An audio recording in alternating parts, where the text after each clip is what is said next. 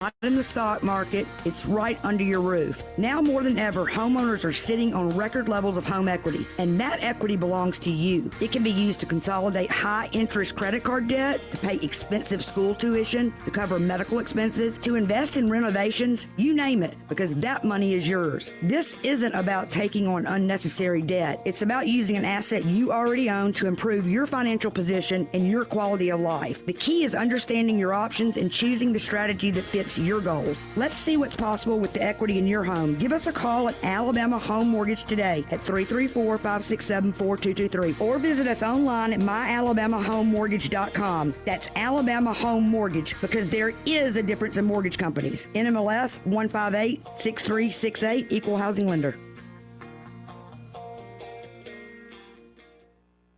The views and opinions of the following program are solely those of the host and other contributors. These do not necessarily represent those of Liberty Acquisitions 825, Blue Water Broadcasting, its management, staff, or any advertisers.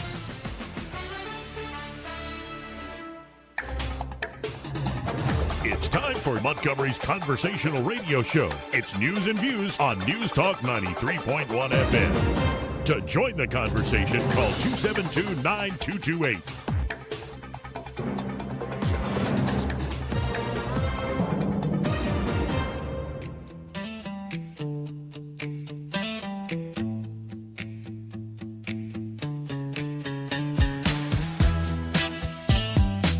After damning politicians uphill and down dale for many years as rogues, vagabonds, frauds, and scoundrels, I sometimes suspected, like everyone else, I often expect too much of them. Joey Clark.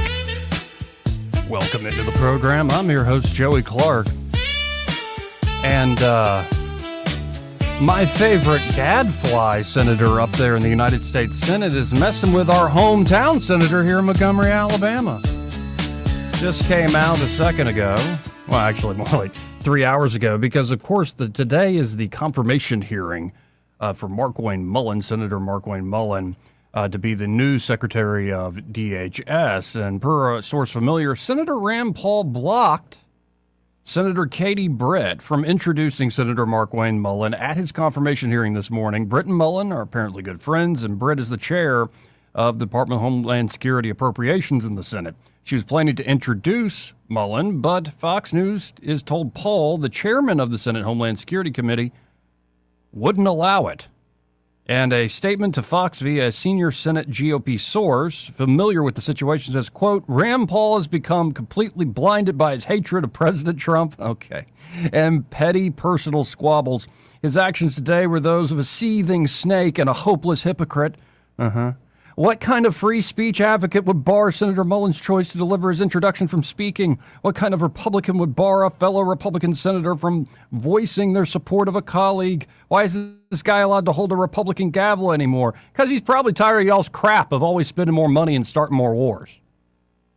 That, Mullin seemed a bit unrepentant about saying, yeah, I really understand why Rand Paul got attacked. We'll get into the drama. But that is it. Senator Paul blocked Senator Katie Britt from introducing Markwayne Mullin. That's the drama going up there in the United States Senate. Joining us now, as he always does on Wednesdays, the one, the only Jeff Poor, host of the Jeff Poor Show and editor-in-chief at 1892news.com. Jeff, how are you doing today? Hey, Joey. Thanks for having me on. So what do you think of that little dust-up up there in the United States Senate? How about that little response, that snitty little statement from somebody in Katie Britt's office there? That was a work of art. Seething snake, hopeless hypocrite. Woo! Woo! I haven't heard that kind of writing in a long time. So what? I guess I don't know why. Why do we care who introduces Markwayne Mullin? I mean, does that matter? Does it really change policy? No. It's Trump's guy, and Rand Paul's got his issues. Rand Paul's a chairman. Chairmans have, by nature, they have earned it. They have that kind of power, and probably in some ways it's good to have some kind of a bulwark there with the security state. Well, and it makes sense, too, that Senator Langford gave the introduction, and Langford's actually on that committee. So I don't know what Paul. I'll get to the clips. You were probably doing your show, Jeff, but Paul ripped into Markwayne Mullin, saying, I'll give you a chance to tell it to my face, tell the world why you believe I deserve to be assaulted from behind, have 6 ribs broken and a damaged lung. Tell me to my face why you think I deserved it, is what Chairman Senator Paul said to Mullin directly at the opening of the hearing. So fireworks today, though your point. How did Mullin respond, I guess, is... He said, you're calling me a liar, and back when I was in the House, I did say something to you, and when we were in the same room, but they go back and forth about, like, he's not regretful for saying this stuff, and essentially said, I will say whatever to your face. And hope we can put it behind us, and I'll serve Kentucky just as well as my home state, Oklahoma, as DHS secretary, something to that effect. Because I was going to say, like, I actually have him as kind of one of the good guys, but maybe he's a little neoconned up a little. But I don't know.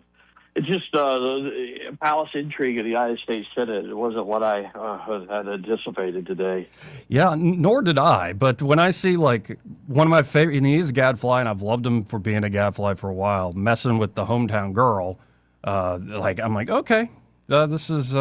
we have to begin with that. But how's it going there at the State House, at the state legislature? It's been well, you were here in the lieutenant governor's office. A little chilly this morning. Mm-hmm. 3 hours of that. But I think things are going to go okay. I suspect tomorrow, for those of you who keep up with the Alabama legislature, which I don't know why you would, but if you do, you'll see some, the drama will start to kind of spill over into the state Senate. They're going to have to do some cloture petitions, and that's going to be the beginning of the end of the sort of civil discourse they've had upstairs, which is a contrast to the House. The House, I tell you what, I mean, it sounds like all of the drama's been ironed out. You had the Speaker Ledbetter sitting down with Scott Stadhagen for a side-by-side interview yesterday, and they're talking about moving forward and how excited they were to work on Republican priorities. It's like the first 3 quarters of the legislative session never even happened in the House. It's hilarious. I guess bury the hatchet. We got to move forward. We got to work together, I suppose, is the idea. Though I wonder how much those two are actually going to work together going forward. I mean, they kind of got to. It's different now. It was not a... Nobody really came out ahead. Let's just examine here we are, a week or so removed from that whole escapade. And who was the real winner here? The win probably would go to Ledbetter. He got his guy as the House Majority Leader. But like he's had to run scared a little bit. He has to worry about what the Alabama Republican Party might take away his standing with the party, and he can't run as a Republican. It's bad press. It's a bad look. It's bad optics. He has to deal with that. Stadhagen on the other side of that, he is chairman now. That's a W. But on the other hand, he lost the House Majority Leader spot, which I think is way considerably more important than the party chairman. You know, you get to put a bill on the pick list. You get to move. You can move legislation with that position. You know, and so I don't think there are any real winners here. And I think they kind of looked at it and were like, "All right, and I guess this is how it's going to be." And as far as the things they're trying to get done last second, just kind of yay or nay or odds in your mind, do you think PSC reform, whether it's coming from the House or Senate side, the Public Service Commission, actually gets done? Low odds. I just, the House and the Senate bills are so different. They both are labeled as PSC reform, but I don't know. Like, I don't see where there's a potential for common ground there with these two bills. One is creating 7. We've got to put in language about rate hearings, but they're not the rate case hearings. The other is just really, it is more of it builds a structure where the power company can't make so much money as a percentage of its equity. It puts in a structure where that they do have to have the race case hearings, which require the public service commissioners to issue subpoenas and get all of the data from the power company. It's something that's not been done since the 1980s, and it's just 2 different approaches. And I don't know what the common ground would be. And keep this in mind, after tomorrow, 5 days left in the session, is that enough time to really work out a compromise and get something passed? Now, another one is the closed primaries, this idea of closing both the Republican and Democrat primaries in the state. Do you think that gets through? That passes the House tomorrow. The party probably let Better off the hook because they had the petition that was going to force him to get it passed, or he could. They would have a special meeting of the Republican Party and do something. But that's probably tomorrow. It gets out of the House. I think it's dead after that. I don't see it moving in the Senate. You got to keep this in mind, man. There are a couple of state senators here probably owe their election, their primary wins to crossover voters from the Democratic Party. We know one, at least, Senator Hovey from Auburn. Mm-hmm.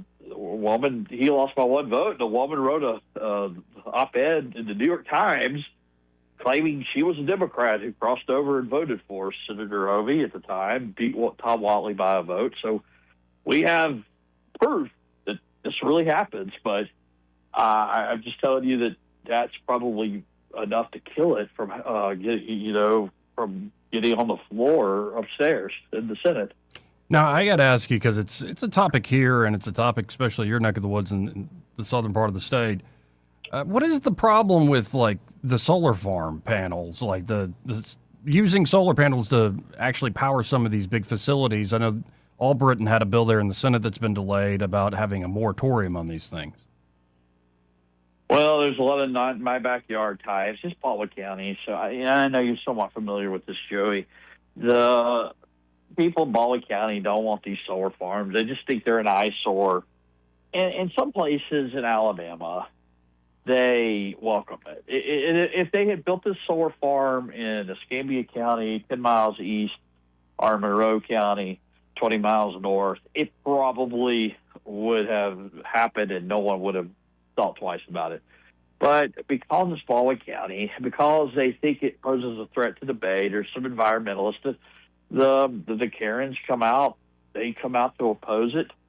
And I think, that's just this. It is a grassroots thing, but I'm not sure how many people who actually live in the area where it's going to be built really have strong feelings about it. But it's become a big political issue, not only my way, but here in this building. And in this building is being used as such that, well, these big tech companies are building their data centers and they're making our power rates go up, and they're trying to offset it with solar panels. We just not have any of these data centers, and we'd be better off. And there's some of that going on too. Oh, goodness, what a mess. And then I want to shift gears here now to, I guess it's a preview of the general election upcoming.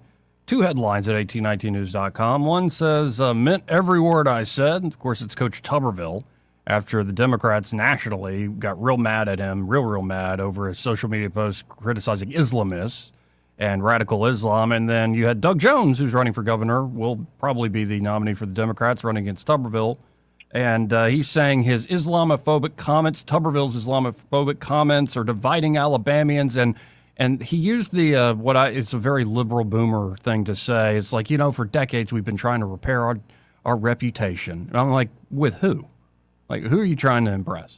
I don't understand this. But is this what we're going to get going into November? I don't understand. I mean, I get it with Doug Jones. He's playing to a national left-wing base, and that's where he's got to raise money from.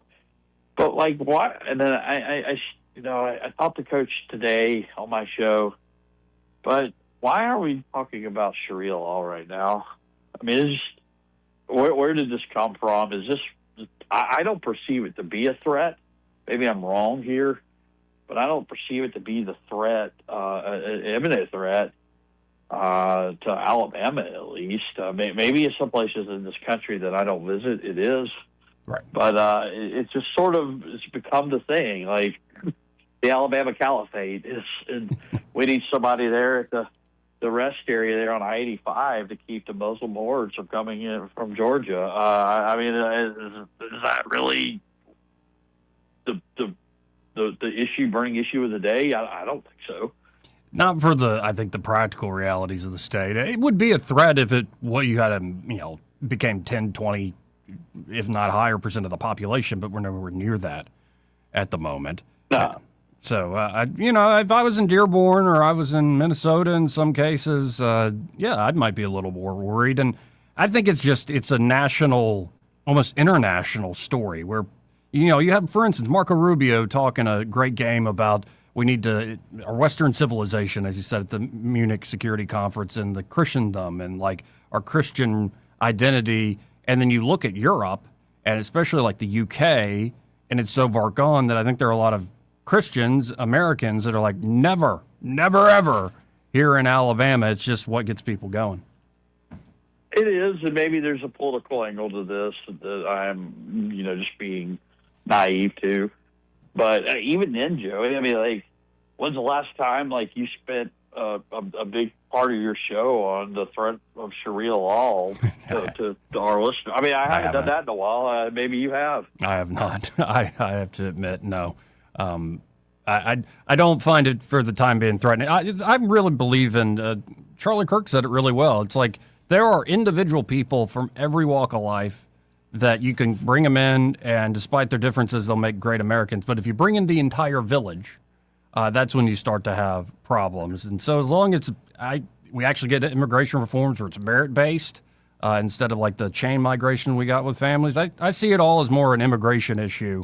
And then I will pray on my knees that, Jesus visits more Muslims in their dreams, which is apparently a thing you see on the internet a lot. So, we'll see. Yeah, and I assume that there's polls or something, and that's why Coach Tuberville has chosen to really make it his thing. It's like you said, it's triggered a bunch of Democrats, and I don't think he's getting much pushback from his base, and that's who's going to win him this election. I mean, he's going to win, but I don't. The other part of that, you said, was kind of funny, Joe. It was like, who do we need to repair our image to as far as Alabama goes? And it's people who have this preconceived notion about this state, this erroneous notion about Alabama. And, I don't think we need to lose sleep over those people. Yeah, and I think the political strategy you just said, it triggers the Democrats. And anything that really triggers the Democrats, Tuberville just stands there and goes, yeah, I said it. And people here love it. I think that's the whole dynamic. Well, I mean, it's not like the other part of that was like, is he really in danger of not winning the gubernatorial election? Does he need to do this? It's all kind of fascinating to me. It is fascinating. And I guess, how long have you been hearing that since you've been in Alabama media, that to the second point you made about how we need to impress the New York Times? We need to impress, like, the folks out in Hollywood at the Oscars. Like, we need to atone for the perpetual guilt of our sins from however many generations ago. And are we trying to impress the Canadians? Like, who? I've been hearing it all my life. And let me tell you, like, I married a young lady. She grew up in North Carolina, but she was born in Manhattan. Her family has that notion about Alabama. I lived in Washington, D.C., and it is just pseudo-intellectual elitism and this very derogatory view of the state. And I think these people, the Kyle Whitmires or whoever, they get outside the state, and they always feel like to win favor with certain groups of people, and I've been Doug Jones in that category as well, probably, did they have to apologize for this state? Did they have to apologize for something that they weren't even around for, alive for, that took place? I think that's just so un-American, that we're held accountable for the sins of somebody that took place long before you and I were ever even born. Right. You're here. And I guess they're going to try to continue to prosecute what they call it, the war on dumb, but dumb keeps winning. And if dumb keeps winning, is it really all that dumb? I mean, we're headed toward idiocracy, Joey. Well, that generally is true. Well, I appreciate it as always, Jeff. If folks want to check out what you're up to, how can they do so? 1819 News, 1819news.com is always the best place, but you can also find my work on Jeff_Poor on Twitter/X. Thanks, man. Talk to you again soon. Thanks. Again, Jeff Poor, always appreciate his time. Eddie Bader joining me here in the studio now. How you doing? Pretty good. How you doing? I'm all right. Did you hear that Rand Paul my favorite gadfly, for years. He's now attacking the hometown senator. I kind of like the fact that he made the guy call him out. And he didn't attack. He attacked Markwayne Mullin. Yeah, but my hometown senator. I mean, Katie Britt was supposed to introduce Markwayne. Yeah, and he goes, no, not a big loss. No. Now there might be a wrinkle to this of Paul was reportedly working behind the scenes to get Fetterman to help him to get enough Democrat votes to tank Markwayne Mullin getting passed through. Good luck. And then apparently Fetterman, and we've got a clip of Fetterman who is besties for the resties with Senator Britt. And also pledged his allegiance to Israel, but yeah. Mm-hmm. Yeah, well, him and a lot of folks these days.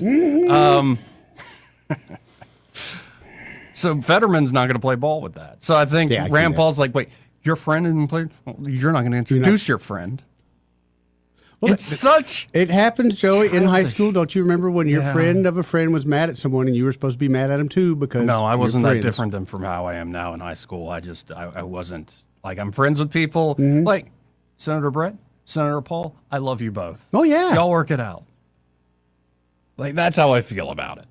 Like generally, the intrigue's interesting. You don't want to take a side, Joey. Not on this particular one. No, not really on this particular one. Oh, what a mess. So here is Rand Paul attacking, but also he might be justified in his attack. I kind of think he pushback. Is, dude.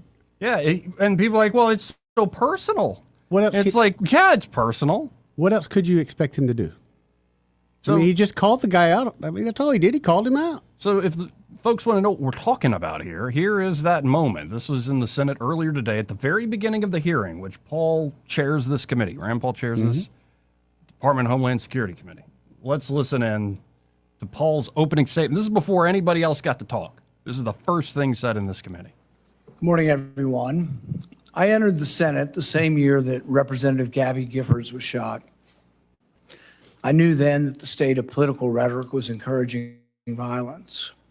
I think it's imperative now, more than ever, that the leaders in our country disavow violence and lead by example. Through the years, I've personally been exposed multiple times to political violence. I was in the right field batting cage when the crazed shooter unleashed nearly 200 shots at our congressional baseball practice. I'll never forget Steve Scalise valiantly trying to drag his body away as the gunman continued. Later that year, a Trump-hating felon attacked me from behind in my yard. I was just straightening up from picking up a tree limb. I was wearing noise cancellation headphones, never saw him coming, running pell-mell down the hill. I was struck in the back. The force of the blow sent us through the air nearly 10 feet, down the hill until his shoulder impaled me as we hit the ground. 6 of my ribs were broken. 3 of the ribs were completely separated, such that for weeks, the ends of the ribs would grind upon each other. My lung was damaged.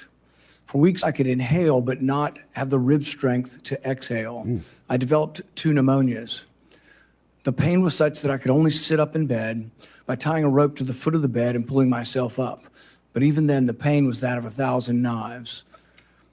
Over the year of recovery, I began to cough up blood. I underwent removal of part of my lung. Complications led to an infection in the space between my lung and chest wall. I spent a week in the hospital having the infection lavaged every 6 hours through a chest tube. Recently, Senator Mullin, if you have time to listen, you were confronted by constituents that were angry because you voted against my amendment to stop all funding for refugee welfare programs. Instead of explaining your vote to continue these welfare programs for refugees, you decided to transfer the blame. You told the media that I was a freaking snake and that you completely understood why I had been assaulted. I was shocked that you would justify and celebrate this violent assault that caused me so much pain and my family so much pain. I just wonder if someone who applauds violence against their political opponents is the right person to lead an agency that has struggled to accept limits to the proper use of force. You might argue you were mad and upset about being confronted by your constituents.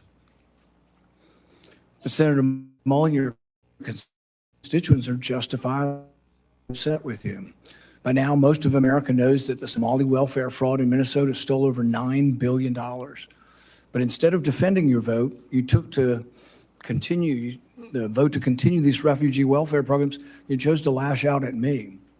You went on to brag that you'd already told me to my face that you completely understood and approved of the assault. Well, that's a lie. You got a chance today. You can either continue to lie or you can correct the record. You have never had the courage to look me in the eye and tell me that the assault was justified. So today you'll have your chance.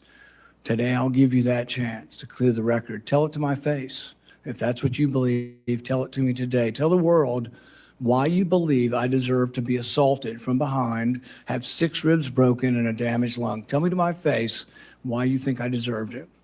And while you're at it, explain to the American public why they should trust a man with anger issues to set the proper example for ICE and Border Patrol agents.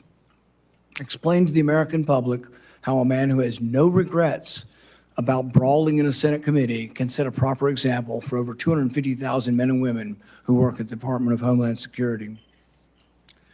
Senator Peters, you're recognized for your opening comment. That's a heck of a way to open up a committee hearing in the United States Senate. I'm glad he gave him some pushback, some interesting questions he's asking him. But is this not the playground in 5th grade? To a degree. Well, all of this is. And I'm kind of getting disgusted by it. It's just a big theater of a bunch of wieners. A big theater of a bunch of wieners. I like that, Eddie. Crybaby wieners of, you hurt my feelings. I want you to admit to everyone that you hurt my feelings. Mm-hmm. Well, I didn't elect you to go up there and tell somebody they hurt your damn feelings. I give a crap. I'd like to have somebody up there with thicker skin. But at the same time, I understand why he said it. But this is all they do. Well, here is Markwayne Mullin responding initially. All right. Made, calling me a liar. Sir, I think everybody in this room knows that I'm very blunt and direct to the point, and if I have something to say, I'll say it directly to your face. If you recall, back in my House days, we actually did have this conversation because of the remarks that I've made. You were in a room. I simply addressed that I said I could understand because of the behavior you were having, that I could understand why the neighbor did what he did. As far as my terms of the snake in the grass, sir, I work around this room to try to fix problems. I've worked with many people in this room. Seems like you fight Republicans more than you work with us. I did address those remarks. I did explain your gimmicks by the amendment you put forth. And as far as me saying that I invoke violence, I don't. I don't think anybody should be hit by surprise. I don't like that. But if I do have something to say, everybody in this room knows I'll come straight to you. I'll say it publicly and I'll say it privately, but I'll never say it behind your back. So for you to say I'm a liar, sir, that's not accurate. And I got proof to say that because you have spent millions of dollars in my campaigns against me because we just don't get along. However, sir, that doesn't keep me at all from doing my job. I can have different opinions with everybody in this room, but as Secretary of Homeland, I'll be protecting everybody, including Kentucky, as much as I will my own backyard in Oklahoma. It's bigger than the partisan bickering that we have. It's bigger than the political differences we have. The truth is, I have a job to do, and I don't like to fail at anything, at all. So I can set it aside if you're willing to set it aside. Let me earn your respect. Let me earn. And we haven't even gotten to Paul's actual time of questioning this guy. It's kind of sad, Joey. Sad? Yeah. Or entertaining? Why? No, it's not entertaining. Not because I know how entertaining? much I'm paying these SOBs. It's kind of entertaining. We're paying them anyway. They got one job, and it ain't to argue like 5th graders on the playground. And if that's the case, we want to do that, that's fine, but let's start having fights like 5th graders on the playground. Well, here's some more of that fight. Because I find it slightly entertaining. I know you do. And it's fine. No, I enjoy. There are moments in politics, and I'm sure I've been on both sides of this, where I want something to get done, and I just don't care. Right. Don't have the patience. Just get it done. Just get it done, yeah. But then there are other times where people are just in that mode of get it done, get it done, get it done. and somebody has the cojones, and you see this latest time with Trump, like how he's gone after Thomas Massie. Do you forget that Thomas Massie is the guy that actually they were about to spend $4 trillion at the beginning of COVID? Yes. And they wanted to do it by proxy vote. Yep. Which would have gone right through. Massie's the one who had the cojones to say, no, if y'all are going to spend this amount of money, do it to my face. Do it to my face. But now Massie's not. He's not a team player. He's not. He's weak. He's a grandstander. But that tells me, and honestly, I like Massie because I don't want somebody that's there to get along. I want somebody that's there that's got some wherewithal and will say when they see something jacked up, hey, no. No. And you know most of the time he's going to lose that, but at least he's got the cojones to stand up for that argument. So here's a little more of that back and forth. This is actually during question time between Paul and Mullin. Age at all. In fact, you said get your paperwork in. It's got to be at 3 days in between. You offered no apology, sir, and you offer no apology today, and no regrets. Haven't heard the word apologize. Haven't heard the word regret. Haven't heard I misspoke and it was heated and I made a mistake. Haven't heard any of those words. Sir, actually, it wasn't heated. And I'm not apologizing for pointing out your character. Good. So you're jolly well fine, and you want the American public and the people up here to vote that may or may not vote for you to know that you supported the felonious, violent attack on me from behind. I did not say I supported it. I said I understood it. There's a difference. So that means you really didn't approve of it, just completely understand it. What do you think most people would interpret completely understand to be support for or a condemnation of the violence?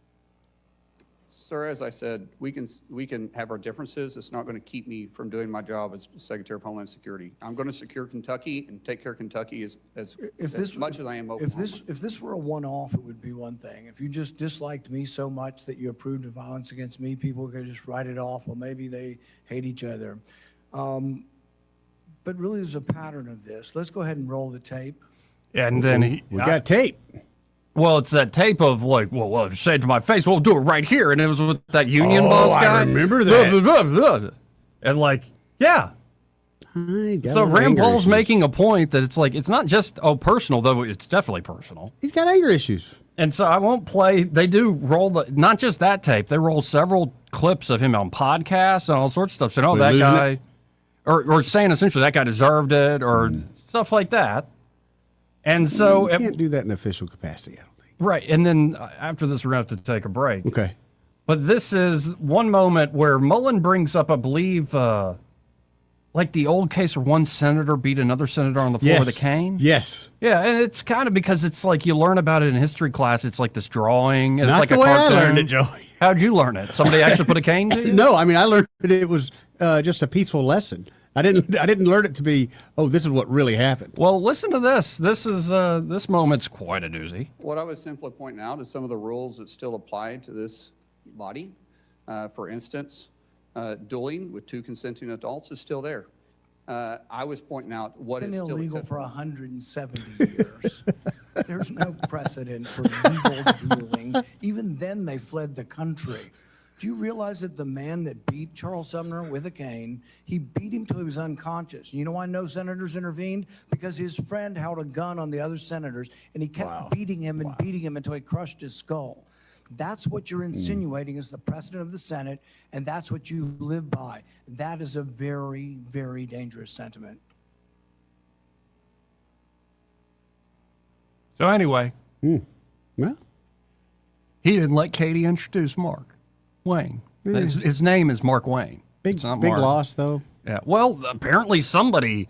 Here, let me read. I don't think you heard the beginning when I opened this up. 3 sources familiar now confirm that Senator Paul blocked Senator Katie Britt for introducing Mullin at his hearing. Statements to Fox via senior Senate GOP source. Wonder who that is. Yeah. Familiar with the situation. Quote, Rand Paul has become completely blinded by his hatred of President Trump and petty personal squabbles. His actions today were those of a seething snake and a hopeless hypocrite. What kind of free speech advocate would bar Senator Mullin's choice to deliver his introduction from speaking? What kind of Republican would bar a fellow Republican senator from voicing their support of a colleague? Why is this guy allowed to hold a Republican gavel anymore? So, Eddie, at the end of the day, I agree with you. Yeah. But I'm not surprised. We expect too much of them. We do, which is pathetic. Because we don't expect that much, Joey. Honestly, half the time it ain't about the actual content or substantive debate. It's about what the team wants. Yep. And who controls the team. 100%. And the tactics of controlling teams, well, they aren't always pretty. No. Especially when you're a notorious gadfly. No, anyway, not pretty at all. We got to hit this break. We'll be right back. Want to carry News Talk in your pocket? Download the News Talk 93.1 app from the App Store. Available on iPhone and Android. Never miss a moment. Download now.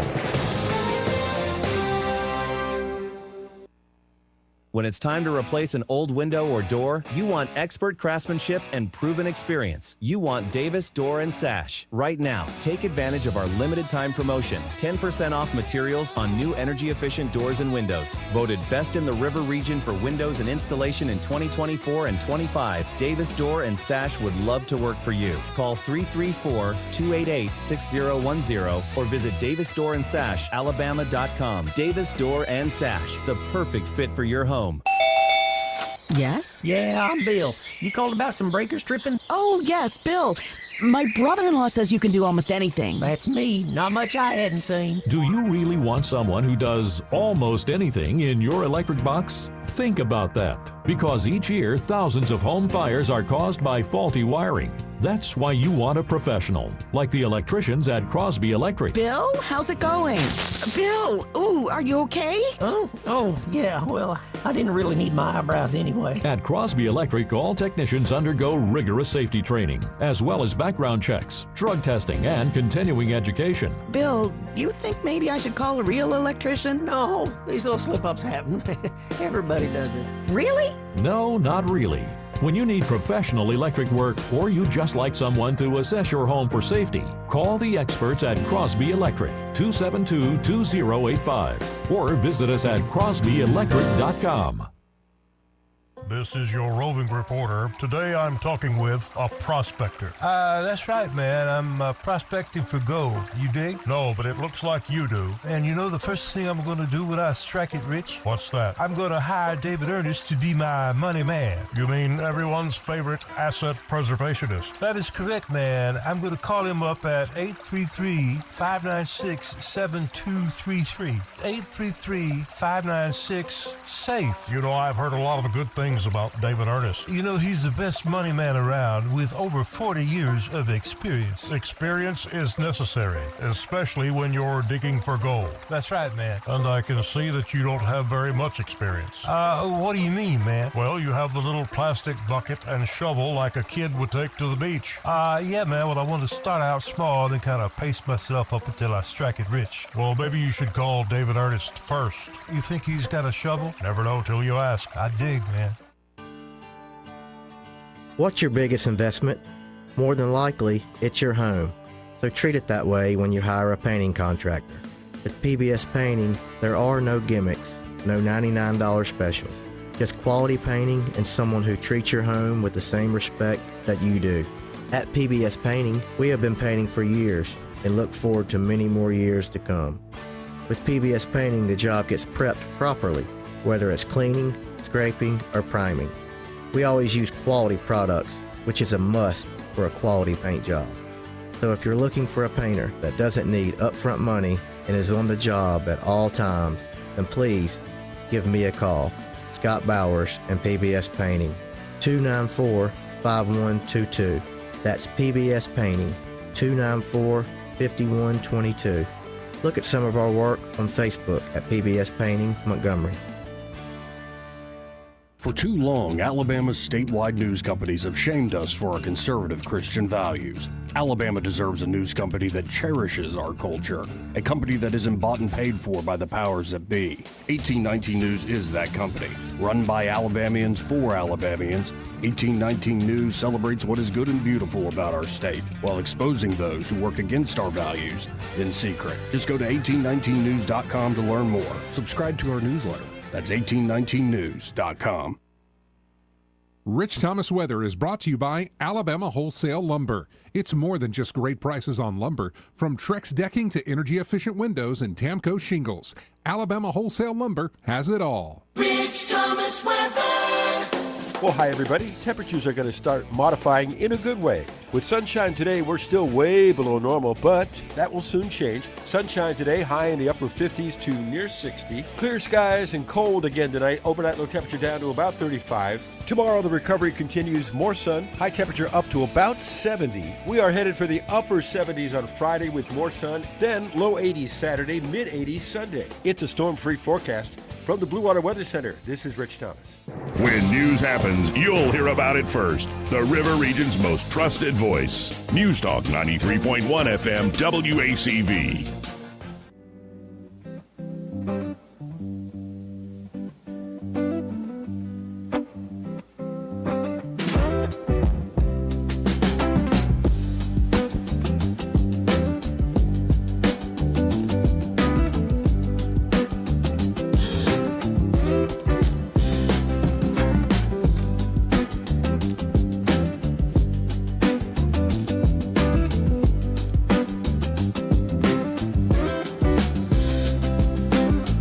Joey Clark. Welcome back. I'm your host, Joey Clark. Eddie Vader in the studio with me. I like this one.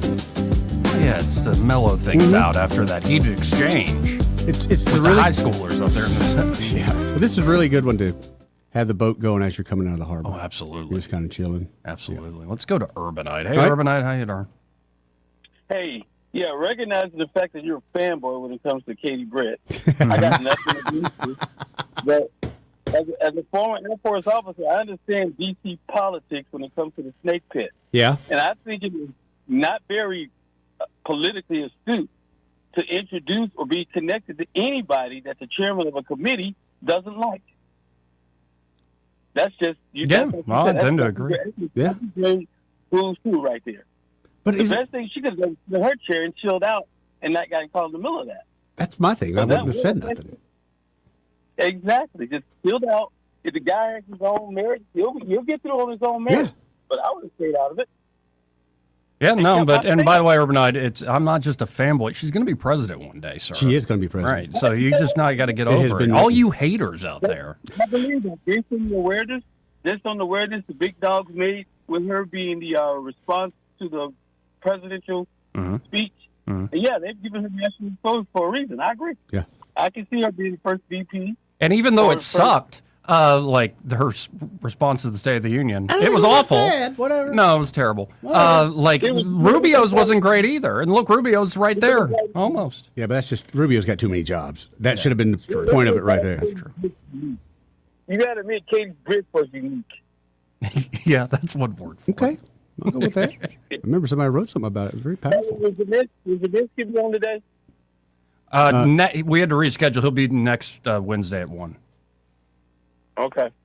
He texted me today. Appreciate it, man. See you, Urbanite. Yeah, I was very drunk, though. And I said that in the piece. I admit stuff when I'm all man. That was embarrassing in some ways. But hey. Joey. Okay, life itself, and you know it's this. It's embarrassing. You look back and you're like, oh, it's cringy. Actually, no, I look back, I kind of chuckle at that whole Boston trip. That was fun. Yeah, exactly. No, but I also like look at it and go, There are things we do. The things I was trying to use to heal the pain that just made but things you knew worse. you had pain, and you'd make it better. So at least you were trying. Not well. I mean, you went down to the wrong path, but look at the path we're on now. I suppose. Yeah. Anyway, 272-9228. That's 334-272-9228. Let's be glad we're not flying today, Joey, or this week at all. It's crazy. Okay, but all right, what is the crazier part? The fact that you're a TSA employee and they expect you to come in and not be paid? You're not military. Yeah, that's pretty awful. And then the fact that they're doing this to us? And for some reason, why is it the government's responsibility to do security for every private airport in the country? Good question, Joey. Very good question. Seems like a really shoddy system. It does. It seems like everyone would kind of need their own unique plan. Right. Yeah. No, and actually the original idea for the TSA was almost like a central repository of information. Yeah. That then that would be sense. a platform that private security firms could run on top of. And instead now we got a huge employee union. And by the way, maybe this is another thing Rand Paul's kind of getting at, why he wanted to be chairman of that particular committee, is that this was all spun up right after 9/11, right? And it is interesting how we had the thing called the Department of Defense. Yeah. Now they're trying to rebrand it, Department of War, baby. And this administration certainly living up to that so far. But it was called the DOD, the Department of Defense. And then 9/11 happens. And they realized, well, now we need a Department of Homeland Security. Well, whatever happened to the defense? Well, we were everywhere else, doing defensive moves everywhere else. Yeah, we're defending by projecting that power, and we So didn't look under our own feet. When I went to school, they were Department of Defense schools, DOD schools. I can't imagine saying I go to the educational system of the Department of War. It's pretty awesome, actually. Yeah, actually, it does kind of have a ring to it. I don't know if I want to necessarily be part of it, but yeah, I think it's actually the best people. Some of the best people in our society are those that serve. Oh, no doubt. And I don't just mean that in like the honorific way of, oh, you're automatically a hero. No, I mean like on a seen- practical day-to-day basis of how the military will break you down and build you back up and the discipline they instill in folks. Does that mean everybody who serves doesn't have problems? Of course not. Of course not. But there is a certain culture there that is it's saved some of a the good best we chunk of got. our society. Yeah. No doubt. Absolutely. 100%. Because you got to think, a lot of teenagers not going to college and things like that, what am I going to do? You know? Though, of course, if I'd gone into the armed services, I'd go to Air Force. Why? Well, family legacy and stuff, but... What's wrong with the Marines? Do I look like a Marine to you? You would look like a sexy Marine. Shut up. Gross man. Gross man. You're Gotta gross. get you a uniform, Joey. I think I'm starting to think you're one of those demons I need to tell to go away. What comments like that? Just keeping you on your toes. You're a pretty Marine. You would be a pretty Marine. All that green, it bring out the color of your eyes. All that green? I don't have green in my eyes. No, it bring out the color.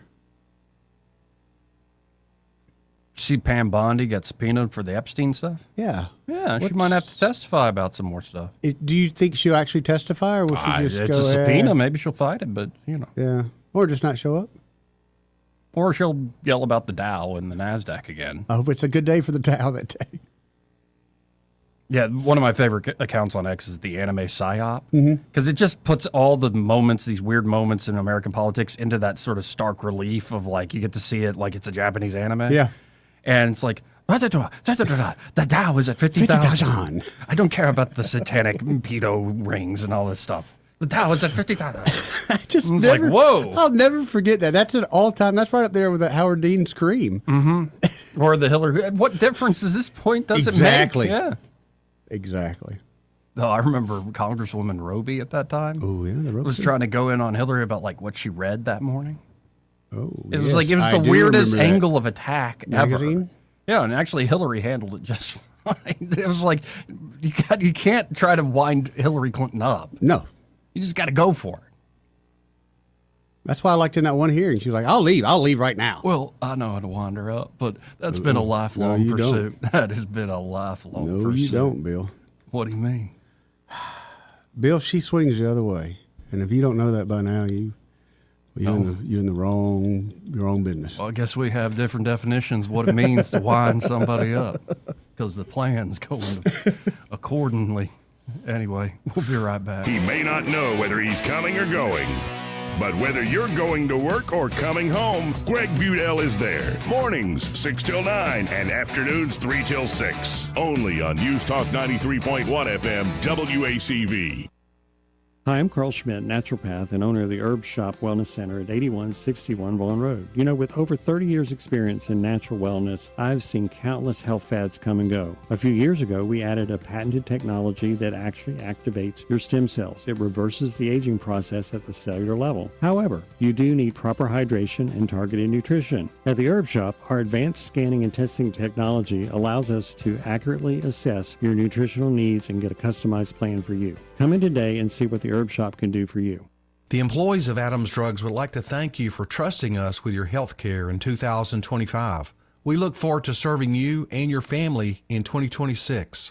you will continue to enjoy the same services such as immunizations, compounding, medication therapy management, delivery service, and wellness clinics, to name a few. Looking for that perfect gift for a loved one? Visit our Emily B. gift shop and find everything from Tyler candles to scout bags. Gift wrapping is available. If you have not visited Adams Drugs and experienced the award-winning customer service, we ask you to consider us for your prescription care in 2026. We have 12 convenient locations to serve you in the River Region. 8 in Montgomery, 1 in Wetumpka, Prattville, Millbrook, and Pine Level, Marbury. Please find us at adamsdrugs.net for the location that is nearest to you. Adams Drugs is your local, independently owned Health Mart pharmacy. Health Mart, taking the time to listen and care. The premier place the River Region turns to for news, weather, traffic, and opinion. News Talk 93.1 FM WACV.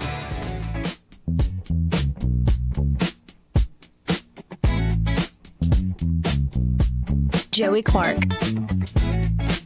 Welcome back. Yeah, this part of the program? Yeah. Brought to you by Pest Pro Services. I wonder if they're grooving as hard as we are, buddy. Oh, they're grooving every day. I had to shut it off because you're grooving too much. Sorry. You can only groove a little bit. I got you. But at Pest Pro, they can help you out as, of course, this cold snap, it is chilly out there today. But you can see the grass is getting greener. The flowers are waking up on the trees. I think Uncle Chi-Chi said we'll be back in the 80s this weekend. So, and you better believe those little critters, those insects, those bugs have just been laying in waiting. Big time. They're ready to get inside. Maybe they already crawled inside. Have you seen, I don't think you might not have them in your house yet, but these Asian beetles. Asian beetles. They look like they look like ladybugs, but they're Asian beetles. The Dow is at 50,000. Oh, that's it. Mm-hmm. They get in clumps, man, in the corner of a room or any kind of high space. Yeah. And they're by the hundreds.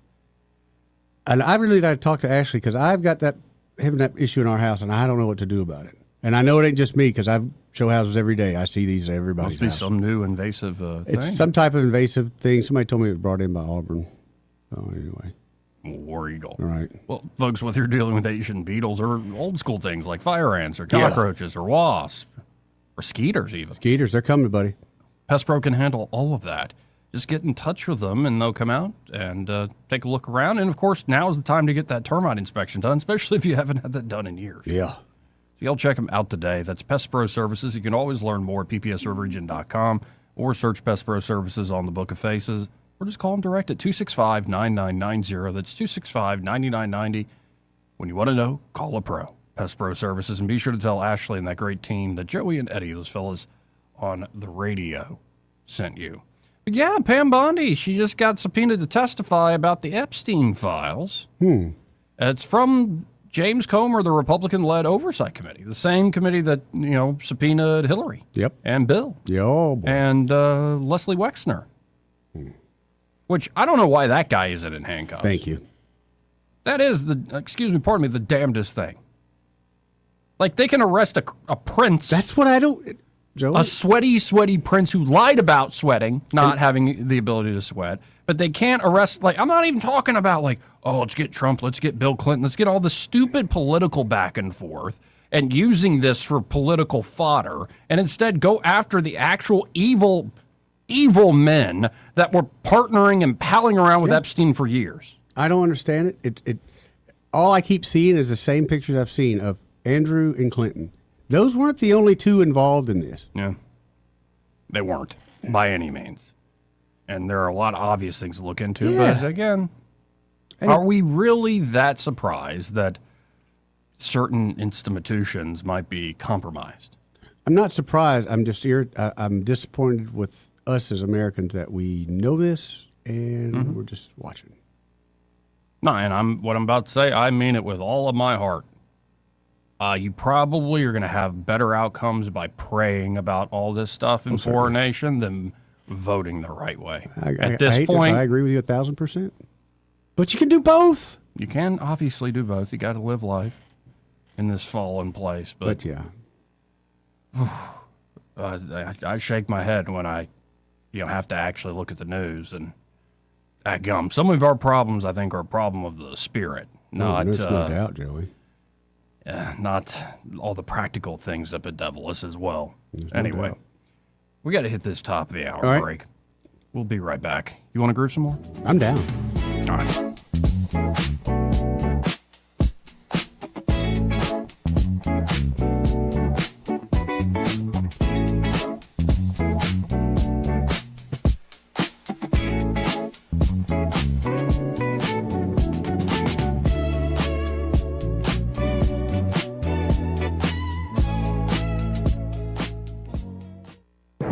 Broadcasting from the Riverside Chevrolet Master Control Center, this is WACV Cusada, News Talk 93.1 FM. When it's Chevy, it's Riverside.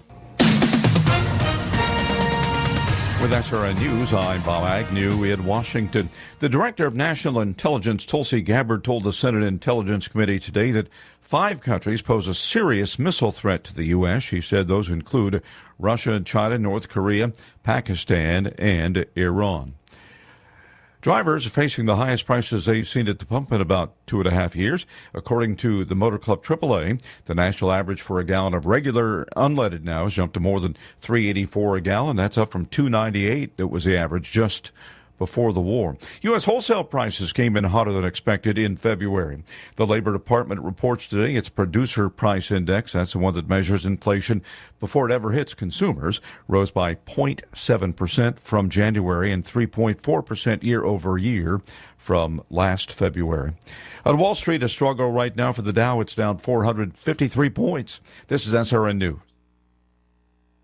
So my friends over at Pure Talk have been sending me customer feedback from consumeraffairs.com, where thousands of people rate and review the top wireless providers. Here, for instance, is a nice note from James in Raleigh, North Carolina, who writes, quote, after hearing Mike Rowe's ad, we made the switch to Pure Talk, and we couldn't be happier. We went from spending $1,200 a year with T-Mobile to $420 with Pure Talk. Thanks, Mike. Switch today! Exclamation point.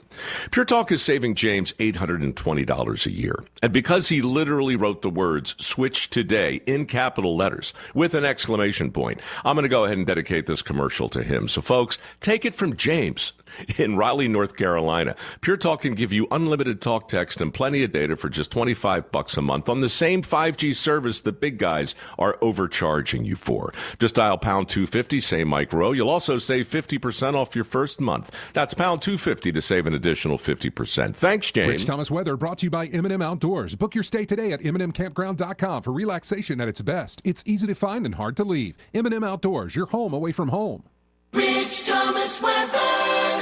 Well, hi, everybody. Temperatures are going to start modifying in a good way. With sunshine today, we're still way below normal, but that will soon change. Sunshine today, high in the upper 50s to near 60. Clear skies and cold again tonight. Overnight low temperature down to about 35. Tomorrow, the recovery continues. More sun, high temperature up to about 70. We are headed for the upper 70s on Friday with more sun, then low 80s Saturday, mid 80s Sunday. It's a storm-free forecast. From the Blue Water Weather Center, this is Rich Thomas. CB&S Bank, serving families and communities since 1906. Proud to be named 16th best performing bank nationally in their asset category by American Banker. Learn more at cbsbank.com. CB&S Bank, member FDIC, equal housing lender. From the Blue Water Broadcasting News Center, here's today's top stories.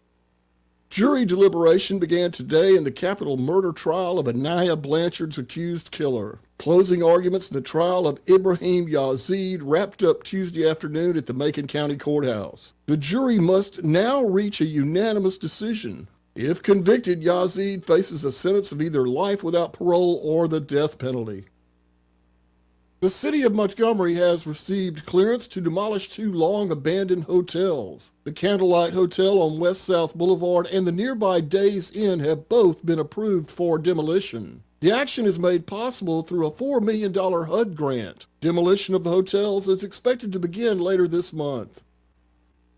A bill moving through the Alabama legislature could bring back prayer in public schools. House Bill 511 would allow student-led prayer to be conducted in Alabama public schools. The bill was approved by the Senate Education Policy Committee on Tuesday and is expected to be taken up by the full Alabama Senate next week.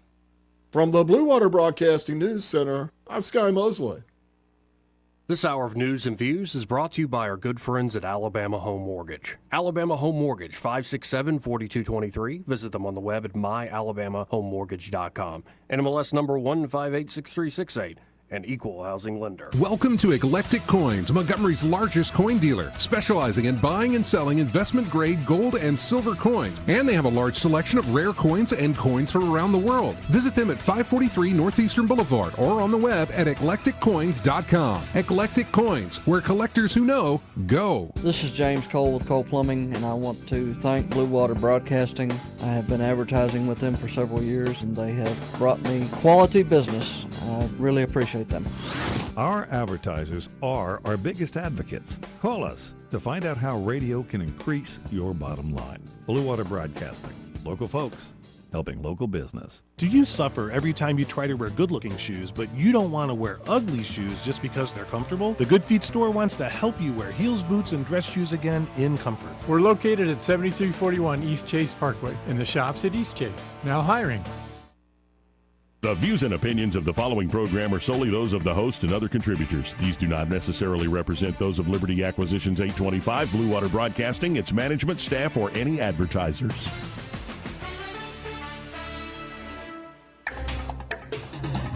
It's time for Montgomery's conversational radio show. It's news and views on News Talk 93.1 FM. To join the conversation, call 272-9228.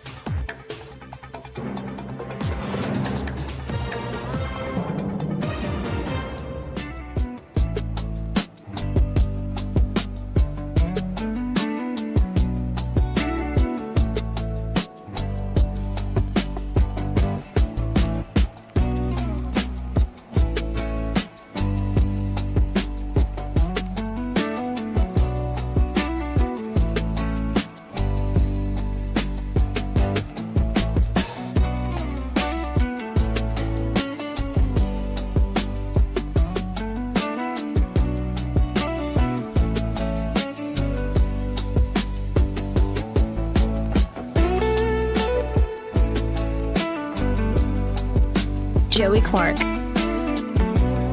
Welcome back.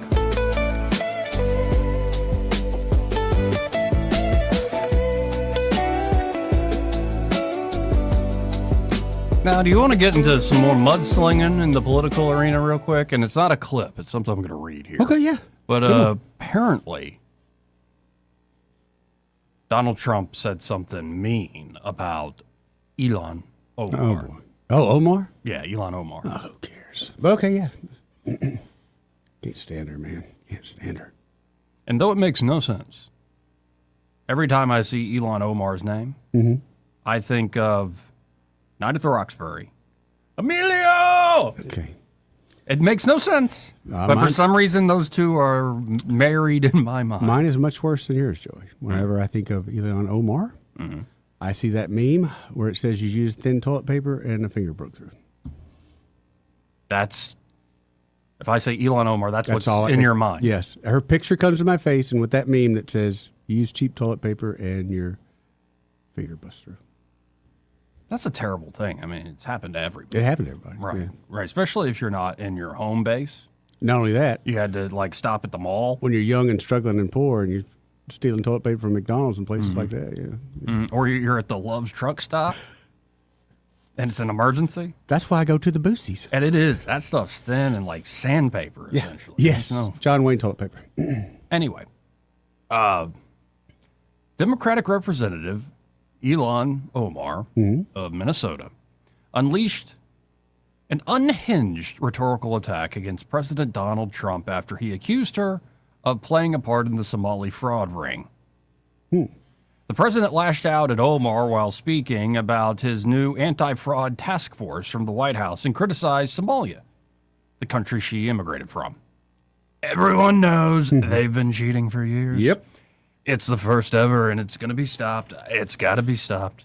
Think of it. Somalia is a third world, maybe a fourth world nation.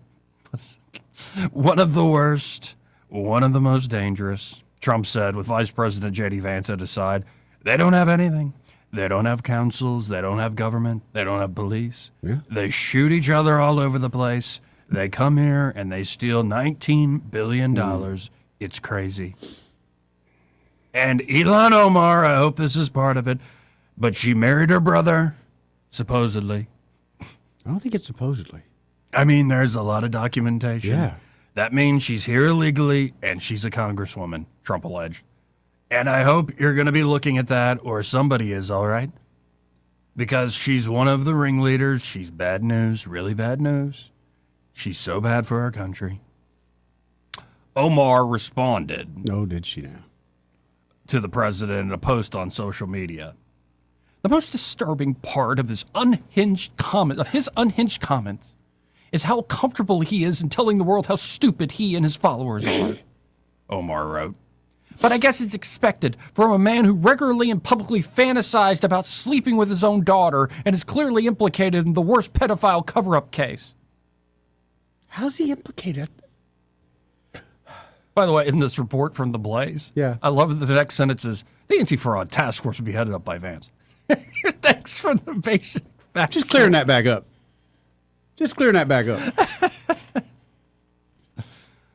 The president's accusation that the Somalian community is responsible for $19 billion in fraud appears to be based on an estimate by then federal prosecutor Joe Thompson, who said in December that as much as half of the $18 billion in federal funds billed in Minnesota could be fraudulent. Thompson later quit over his objections to immigration policy.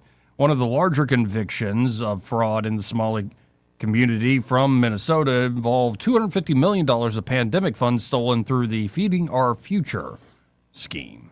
Mm-hmm. So anyway, Trump says she married her brother, and Ilhan Omar says you fantasized about sleeping with your daughter. Wholesome. We're going in the right direction, Eddie. Are we? Yeah, we're going. I mean, just look at that. We're going in the right direction. Yeah, I think we are. Well, why not? Because, again, we're basically at your mama jokes at this point between politicians. We really are. And by the way, the war's still going on. Yeah. Hey, but my relative made it home from Israel, so all was good. That's good. Congratulations on that. Yeah, he made it home. Safe passage. Yep. And that is good. That warms my heart to hear. And especially, like, for instance, at the New York Post, they have this on the war. Oil spikes after Iran says world's largest gas fields hit in strikes. Vows to attack Gulf oil production in retaliation. An Israeli airstrike hit Iran's South Pars field, an extension of Qatar's North Field, is a dangerous and irresponsible step amid the current military escalation in the region, said a spokesperson for the Qatari Foreign Ministry. Yep. An Israeli airstrike hit Iran's South Pars gas field. It's the largest in the world yesterday. Explosions were reported across multiple areas of the South Pars gas field, which is jointly operated by Iran and Qatar. Doha slammed the strike as a targeted attack. Iran's Central Military Command warned that a severe response to the strike was imminent, signaling a new wave of attacks on energy facilities across the Gulf. Iran specifically warned civilians to evacuate energy facilities in Saudi Arabia, the United Arab Emirates, and Qatar. Brent crude oil futures soared to nearly $109 per barrel in the wake of the strike, after opening on Wednesday at about $101 a barrel. U.S. stocks also slipped in early trading, and as we look, still down a little bit, but not really under a percentage. The Gulf of Alaska. Yeah. I mean, dude, we're sitting on so much. I'm over the fact that we'll use the rest of the world's oil, then we'll use ours. Forget that. While the Trump administration has previously opposed strikes on Iran's oil facilities, Israeli officials told Axios that the attack on South Pars was coordinated with the U.S. Israeli and American officials have yet to publicly comment on the strike. Qatar's North Field complex in Iran, which oversees half of the South Pars gas field, sustained damage. Iranian state media also reported strikes on its half of the gas field at a particular refinery. Storage tanks and operational areas were specifically affected. The attack effectively halted production at two of the field's refineries, which typically put out about 100 million cubic meters of gas a day. That's a lot of gas. It remains unclear what the full extent of the damage was, but no deaths have been reported so far. I'm sure there's few. So it's not just affecting Iran directly. You had this joint thing with Qatar going on. Again, Qatar seems like the longest time has been playing both sides of all these issues. That's Always. why they've been sort of the intermediaries in negotiations. But what a mess. And you got to wonder, especially now that I'm seeing reports that, about the Marines heading over there. Like, are we actually going to get boots on the ground? No, no official boots on the ground. And that brings us to this fella, Joe Kent, that resigned and did a big old public letter about it. Mm-hmm. Here's what Tulsi Gabbard had to say on X. Donald Trump was overwhelmingly elected to by the American people to be our president and commander-in-chief. As our commander-in-chief, he is responsible for determining what is and is not an imminent threat and whether or not to take action he deems necessary to protect the safety and security of our troops, the American people, and our country. The Office of the Director of National Intelligence is responsible for helping coordinate and integrate all intelligence to provide the President and Commander-in-Chief with the best information available to inform his decisions. After carefully reviewing all the information before him, President Trump concluded that the terrorist Islamist regime in Iran posed an imminent threat, and he took action based on that conclusion. And one of the first top comments is Tulsi from January 7th, 2020, no war with Iran.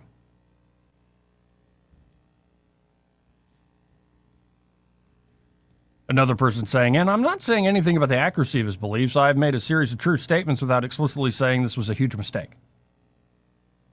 Hi, ChatGPT, craft me a generic statement about the war that makes me appear neutral.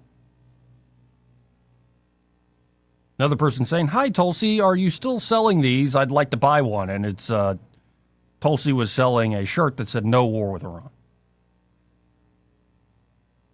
Oh, yeah. A lot of folks saying, honestly, just sad. Good thing we moved on from the Bush era of the Republican Party. Lucky Charms has more spice than this post. Weak. Thank you. Thank you, Tulsi. Anyway, Tulsi Gabbard was in front of the Senate Intelligence Committee today. Yeah? She's schooling them? Not really schooling. I wouldn't say schooling. What are you looking at? She's looking very favorable today. Really? You're now. No, she's got her extensions in, so she's looking good, pretty good. Dude, once you notice a chick's got extensions, you'll notice every woman has extensions now. It's not a bad thing. It's not a bad thing. I know.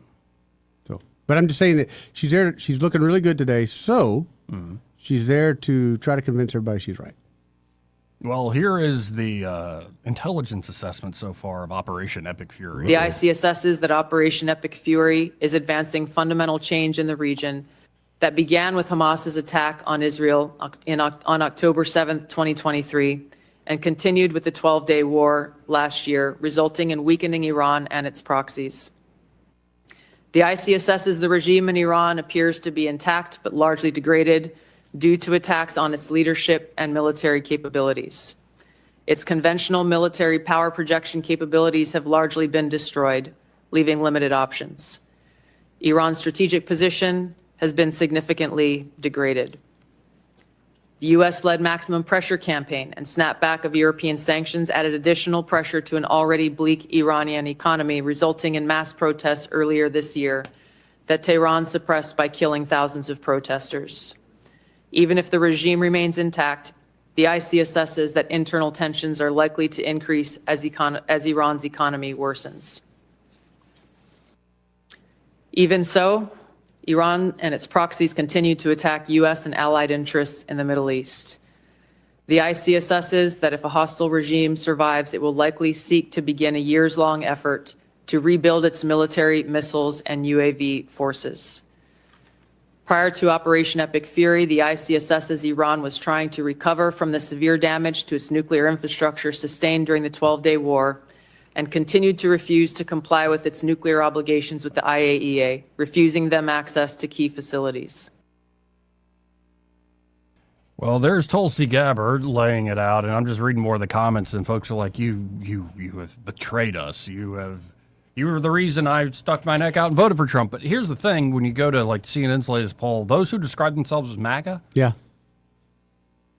The way Harry Ensign said, he's the 1972 Dolphins. 100% support with those who self-describe themselves as MAGA. I'm not shocked by that. The issue is that the 2024 election was not just decided by those who describe themselves as MAGA.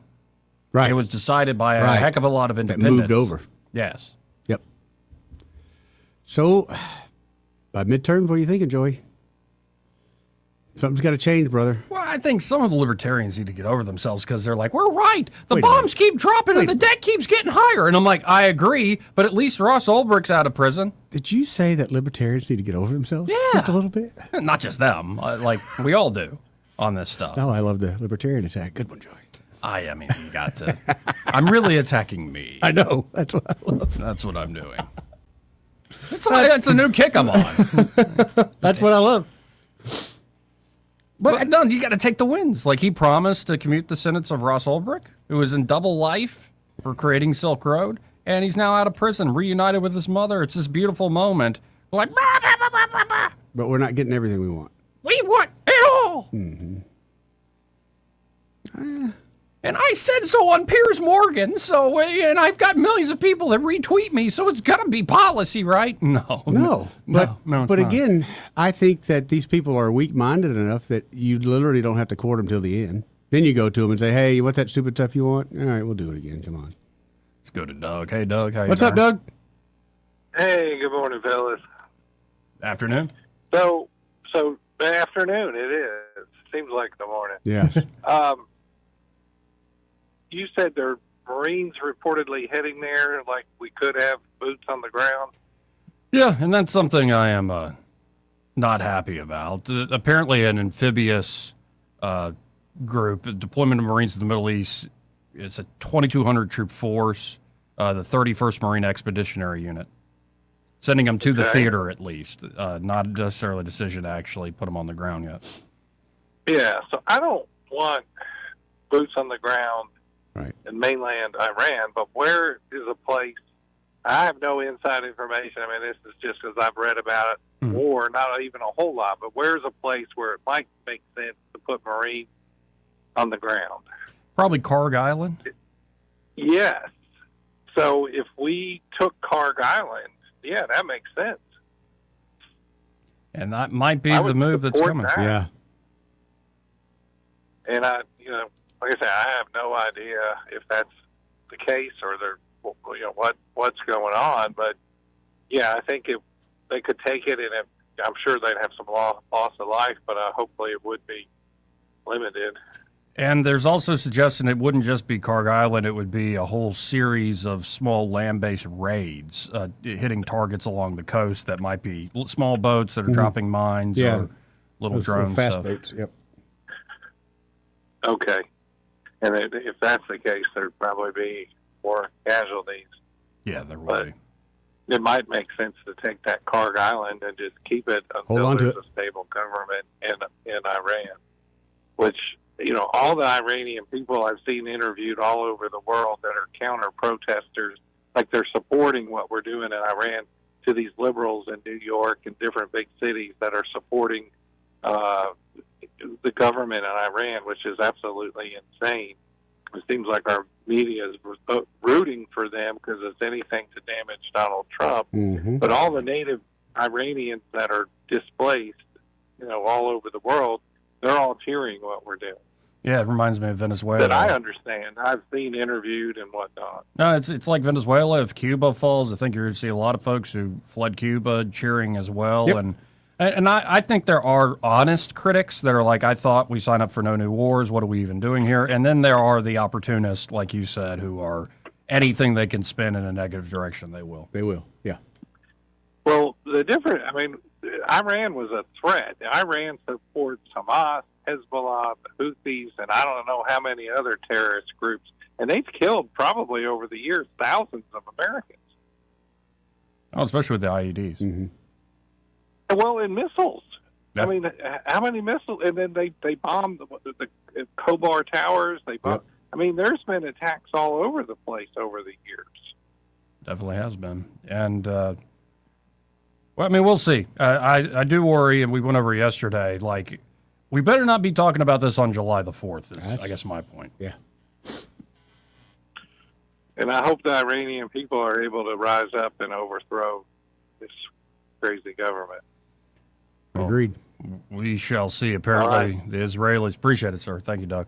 Apparently, the Israelis were doing targeted strikes. The Iranian Revolutionary Guard set up roadblocks in Tehran, and so they were doing targeted strikes on some of the roadblocks. And what was a bit like, wow, is after you see the strike, you just start seeing vehicles like flow. Taken off. Like, they're like, oh, cool, it's open now. Yep, let's go. Yep. Let's go. Can you imagine those sitting there thinking what's going to happen, and ba-boom. Oh, the gates are open. Let's go. Let's go. Let's get out of here. Who's this on the line, Tim? I think he said Joe and G. You're on there. Who's this? Yeah, this is John G. Hey, John G. How you doing, man? I'm doing okay. I was just listening, and thank you for taking my call. Of course.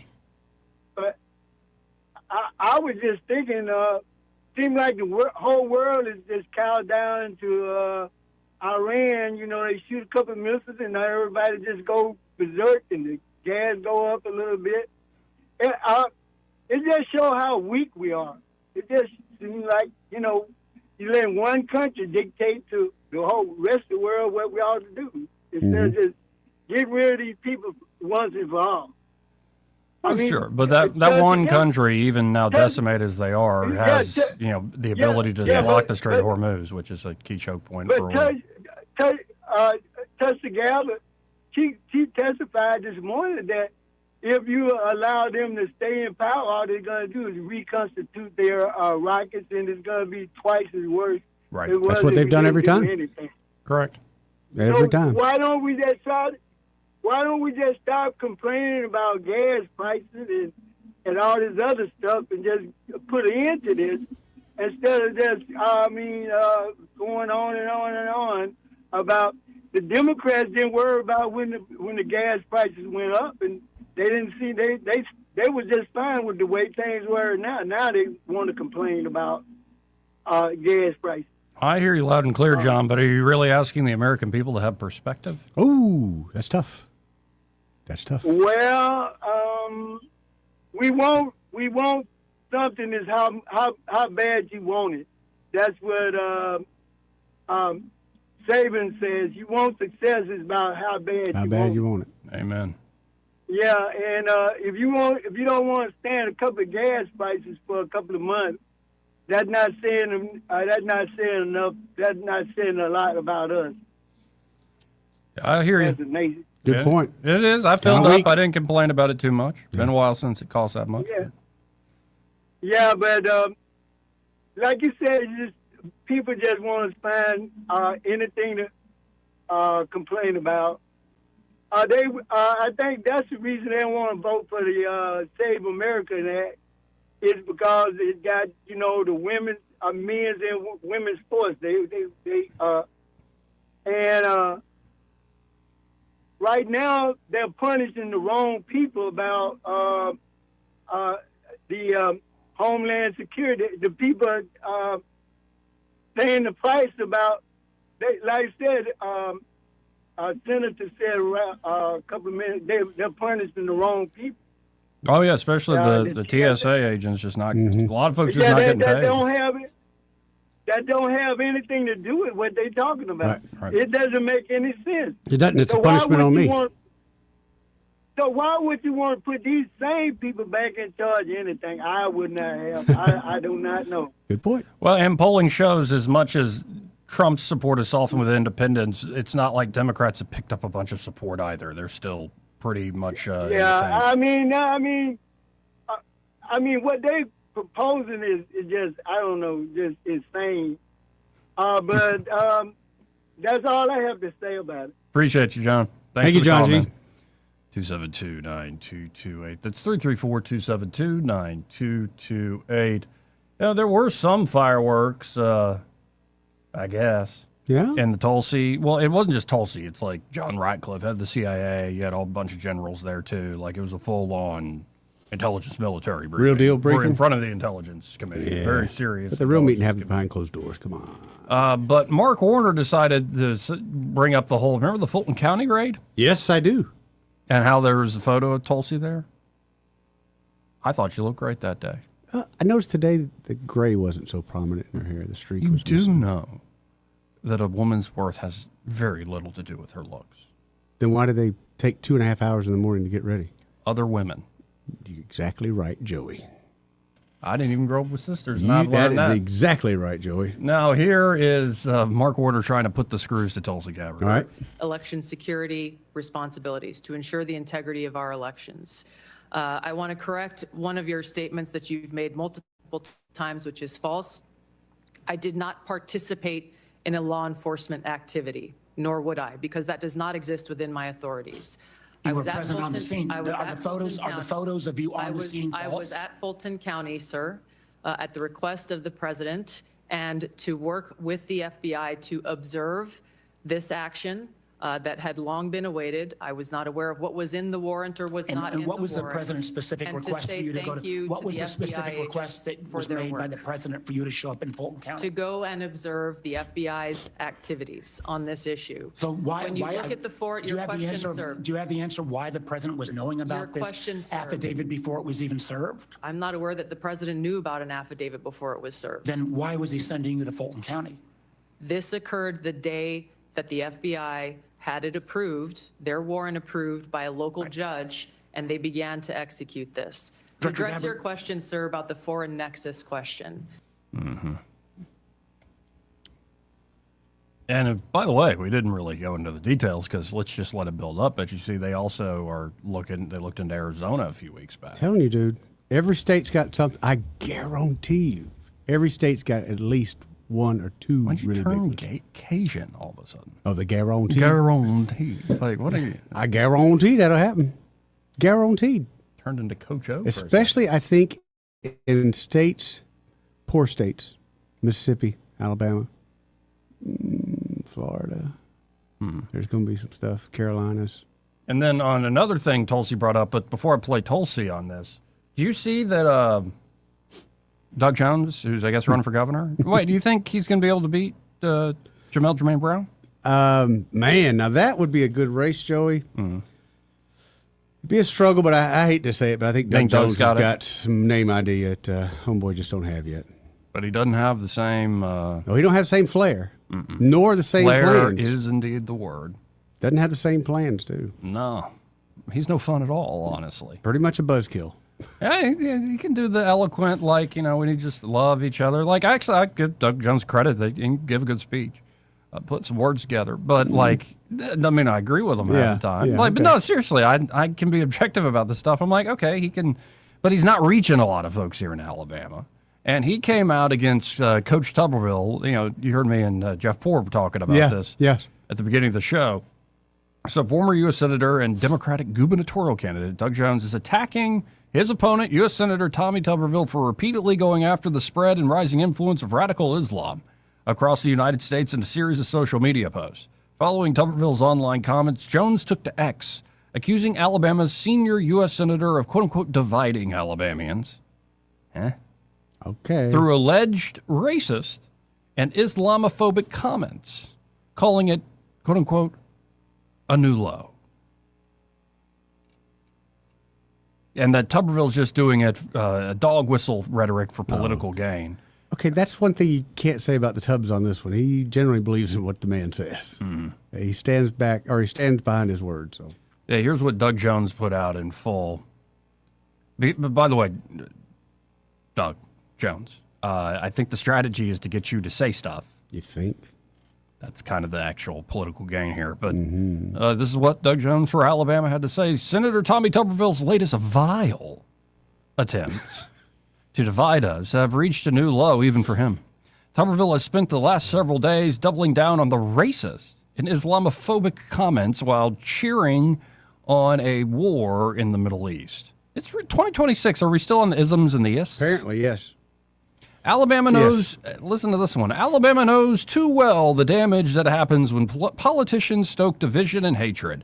We have spent generations trying to repair the reputation of our state after leaders tried to divide us instead of bring us together. We've seen this all before. Dog whistle rhetoric for political gain. It never ends well.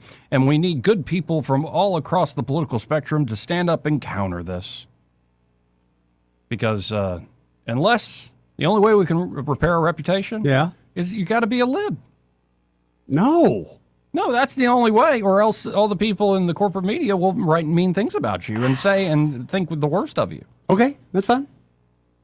Doug goes on to say, what we need now is the opposite of the hatred and division we are hearing from Tuberville and Washington. We need our communities, churches, synagogues, and mosques, because they all love each other so much, to stand together, support one another, and support the sons and daughters who may once again be asked to serve. We must make it clear that no American or Alabamian is our quote-unquote enemy. We're all in this together. And what we should be doing is standing up to anyone who seeks to divide us and pit us against each other along racial or religious lines. Except... Yeah, but it's because... I would say it's because I was raised and I am a Christian that I am taught to love folks, including my brothers and sisters of different faiths. Right. But then does that mean you have to be blind to like actual political threats? No. To say that, I believe there's a certain segment, in fact, a large segment of Islam that would not give me the same grace if they had the authority over me. Wouldn't give you the chance, buddy. Doug goes on to say, I'm running a campaign that doesn't seek to divide us, but to build a crowded table that all can join. Our movement isn't about just taking back Alabama. It's also about an Alabama election that will send a message of unity to the whole country, that hateful and divisive politics like Tuberville's will not be tolerated. I think it's going to be tolerated. I think it's going to be tolerated pretty well. Probably celebrated just a little bit. Anyway, here's Tulsi Gabbard at that same hearing we were just playing. Yeah. And she's going to talk about Islamist and Sharia law. Oh.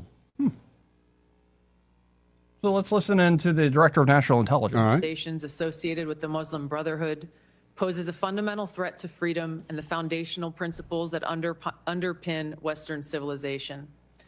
Islamist groups and individuals use this ideology for recruiting and financial support for terrorist groups and individuals around the world, and to advance their political objectives of establishing an Islamist caliphate which governs based on Sharia. There are increasing examples of this in various European countries, and President Trump's designation of certain Muslim Brotherhood chapters as foreign terrorist organizations is a mechanism to secure Americans against this threat. In response to setbacks to their capabilities of conducting large-scale complex attacks, Islamist terrorist groups have shifted toward focusing on executing information operations to spread propaganda and inspire or enable individuals located in or with access to the West. U.S. counterterrorism efforts, primarily in Iraq, Somalia, Yemen, and Syria in 2025, were instrumental in removing key terrorist leaders and operatives, degrading the ability of al-Qaeda and ISIS to quickly reconstitute its leadership. So, like, they keep acting like it's not a real thing. How? Like that you shouldn't believe your own eyes in particular. That's what it sounds like. In Europe right now. Anyway, I'm kind of with Jeff Poor on this of like, I think this is some symbol, like practically speaking. Yeah. How we can get the power bills down? This ain't doing it. How are we going to secure property rights in the state? This ain't doing it. We ever going to be allowed to gamble? Actually, I'm kind of in the again it camp, but Well, you know. You can gamble if you want. Come on up to Wetumpka.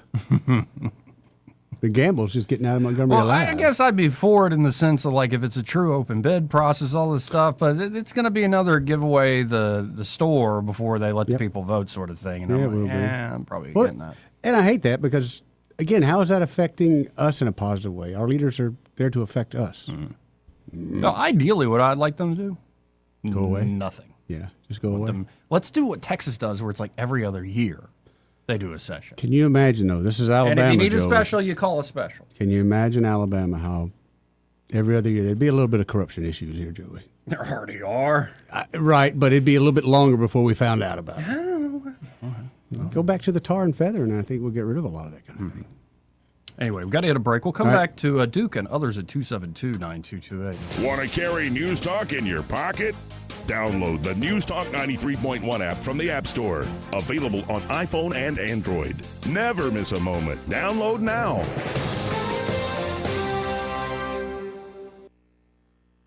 "2026 marks 60 years that hope has had a home in Alabama. At the Alabama Sheriff's Youth Ranches, children who've lost everything through no fault of their own have found something priceless. A safe place to live, a loving Christian family, and the chance to simply be kids again. Here, boys and girls grow up surrounded by care, guidance, and faith, learning right from wrong, learning responsibility, learning they are valued and that their lives have purpose. As the Alabama sheriffs have believed for 6 decades, it's easier to build boys and girls than to repair men and women. These former ranchers are now teachers, parents, business owners, and leaders, living proof that love, structure, and faith can change a life forever. As the Alabama Sheriff's Youth Ranches celebrate 60 years of serving Alabama's children, you can help ensure the next child has the same chance. Learn how you can make a difference at alabamasheriffsyouthranches.org. 60 years of building lives, and we're just getting started. This is your roving reporter, and today I'm talking with a political activist. That's right, man. And could you please explain to us your red cap with the letters MMRGA? Yeah, man, this is my MAGA hat. MAGA? Yeah, man, that stands for Make My Retirement Great Again. I see. And to do that, what you need to do is call David Ernest, the asset preservationist. That's right, man. You can call David at 833-596-7233. That's 833-596-SAFE. And I understand that's a toll-free number. Yeah, man. Get David Ernest on the case, and your retirement will be great again. And you make these hats? I do. Here's a whole pile left from the last administration. And they say CPWABD. Yeah, man. Corn Pop was a bad dude. And as you said, there's a whole pile here. Well, there wasn't much demand. I can dig it. Are you tired of the mainstream media's biased reporting? Do you want to stay informed on the news that really matters to you? Look no further than 1819 News. At 1819 News, we bring you the latest in Alabama news, politics, sports, culture, and more. We've assembled a team of journalists with Alabama values dedicated to the truth and the truth alone. Visit us at 1819news.com today. That's 1819news.com. Subscribe to our newsletter. Honest News, Alabama Values.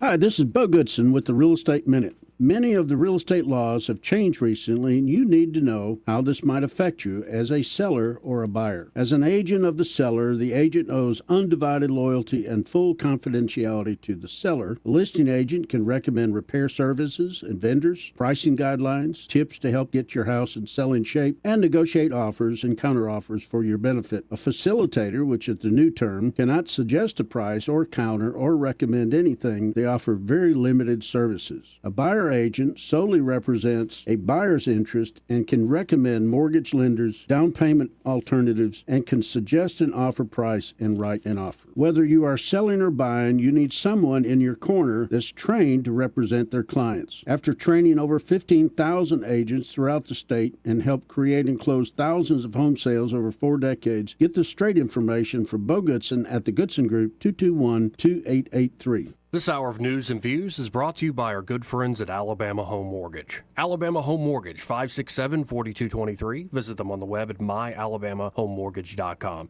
NMLS number 1586368, an equal housing lender. Rich Thomas Weather, a service of Riverside Chevrolet Wetumpka. If it's Chevy, it's Riverside. Best price, best selection. Check them out on the web at riversideusa.net. Rich Thomas Weather. Well, hi, everybody. Temperatures are going to start modifying in a good way. With sunshine today, we're still way below normal, but that will soon change. Sunshine today, high in the upper 50s to near 60. Clear skies and cold again tonight. Overnight low temperature down to about 35. Tomorrow, the recovery continues. More sun, high temperature up to about 70. We are headed for the upper 70s on Friday with more sun, then low 80s Saturday, mid 80s Sunday. It's a storm-free forecast from the Blue Water Weather Center. This is Rich Thomas.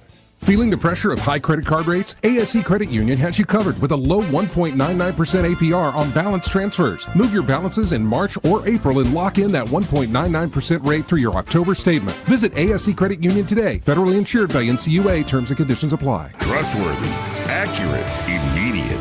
carrying your voice across the river region.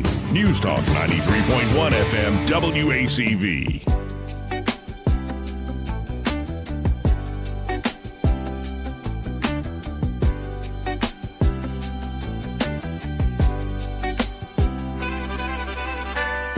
I'm a better looking person than Kamala. You how you conduct yourself in a democracy? Joey Clark. Welcome back. I'm your host, Joey Clark.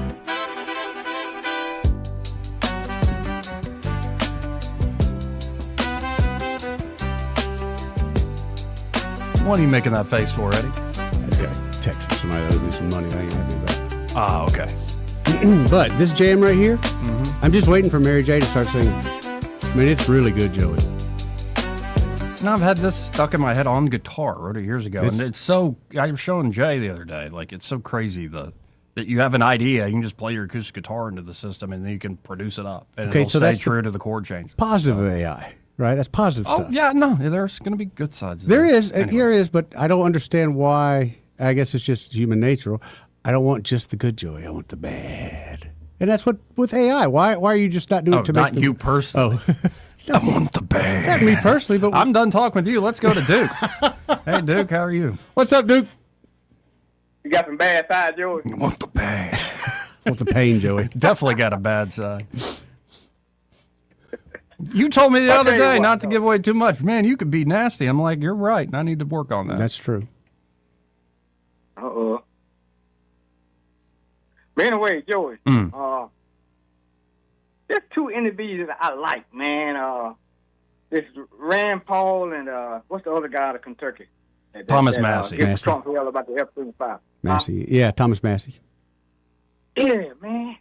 I like those two cats right there, man, because they still got a set of them. I mean, they got theirs. Is it that, Duke, or is it the fact that they're just giving Trump a hard time while suddenly you like him a little bit more than you did yesterday? No, Rand Paul, I've been watching him for years. This guy here standing his ground. He don't give a damn who's in the White House. He tell you like it's true. You know, I like that. Can't argue with that because he's right. So I like that, man. Why we don't have anyone like that in the state of Alabama? Every time I see on the damn news, somebody talking about, Donald Trump endorsed me. Donald Trump endorsed me. Oh, yeah. Damn what? So speak for yourself. What the hell you going to do when you get in there? I won't hear nothing about you endorsed by Donald Trump. He's letting you know where he's standing right from the beginning. If you like Donald Trump, you like me. Yeah, because in Alabama, we're team players and we want to win. Right. Run your gas prices up. And homeboy, they called a while ago talking about he happy with the gas prices. Just send your credit card or debit card information, and everybody go get a fill up on you. How about that? I'm just not quite so understanding why we gone up so high on gas. There's not that much. I don't know. Well, it's been a while since I was over 50 on my Kia. Like, that's pretty nuts. Yeah. Who owns these gas stations, Eddie? There's different jobbers here in town, but it's a national thing. I'm just glad we're not paying $7-8. Right. Out in California, it's even diesel now here in town is over $5 a gallon. That's nuts. And that's how they're shipping freight. So everybody's meals are going up. Everything else is going up. But who owns the majority of the gas stations, sir? The man. Who you want? The Indian man, or the no. Give me a race of folks who own most of these gas stations. Crackers. They own the big places. So Indian just the front man. Yeah, they lease them out. Yep. Oh, okay. I just wonder who, the last I checked, those people from over there with the shooting and all this stuff going on. I don't know. But I like Rand Paul and this guy. I would vote for. Where I was going with that, I would love to have these guys in the state of Alabama. I vote for either one of those cats right there. Me too. Oh, I love their. I hold my nose and vote for a conservative. Well, and they're more libertarian leaned, and you're right. They are consistent, no matter who's. That's the thing. They're the consistent. Team in power, who's in the White House, and it annoys the people that are the team players and care about who's in the White House. Yeah. I mean, they don't know what Trump eat every day. They ain't know Trump ass every day, looking up to see what the hell he ate for today, like most of these folks.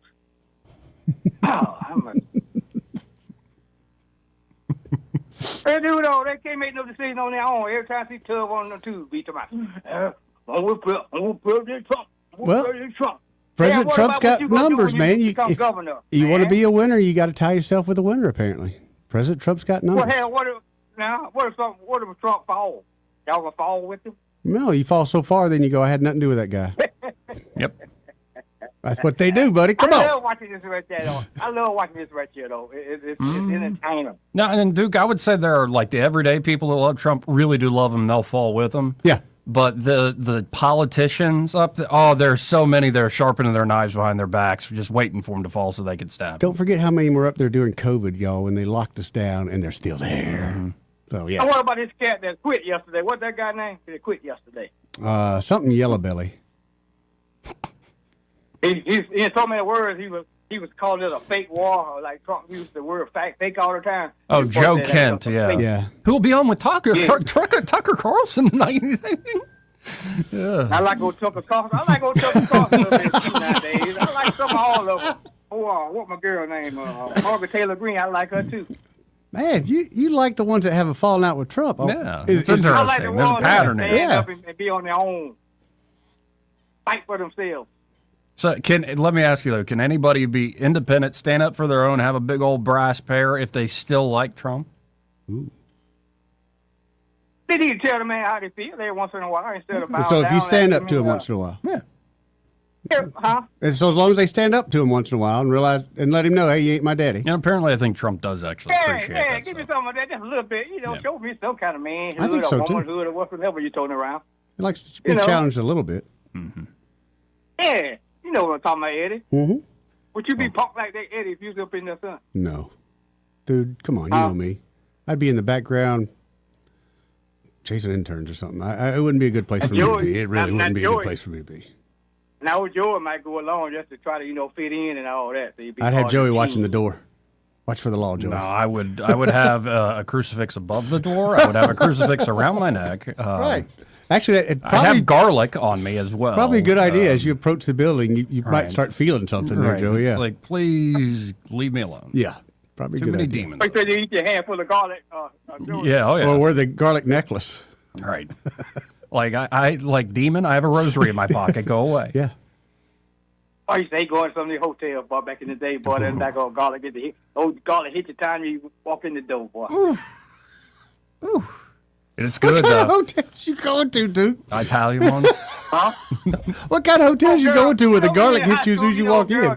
Told me meet at this place, and everything, So. Yeah, I got you. Duke, I got to run, man. I appreciate the call. Good to hear from you. See you, brother. This is part of the program. Couldn't get in touch with them earlier. No, Brought sir. to you by, I don't know why I just turned into Tucker Carlson again. Brought to you by Invista Advisors. And they're at Invista Advisors, Austin Braco, and that entire team. For instance, you've been hearing Brant McDonald on Airways for years with Greg Budell. They are ready to help you out. If you're looking for a across-the-board financial plan. So, of course, the investment side. Yeah. Asset management, they can do that for you. But then also they can, set you up. Whether you're an individual or you're starting out with a family, it could be you're running a charity or nonprofit. Maybe you have a business and you need an outside, advice on some consultants to come and help you out. They have all of that there at Invista Advisors. It's a team of CPAs, business consultants, investment advisors, all working together to provide a comprehensive financial plan for you. So check them out today. Just start the conversation at 387-0094. That's 387-0094. And be sure to tell them that Joey and Eddie, those fellows on the radio, sent you. He may not know whether he's coming or going, but whether you're going to work or coming home, Greg Budell is there. Mornings, 6 till 9, and afternoons, 3 till 6. Only on News Talk 93.1 FM, WACV. Hey, y'all, Lewis at the Capital Oyster Bar. We're located over here on the beautiful Alabama River.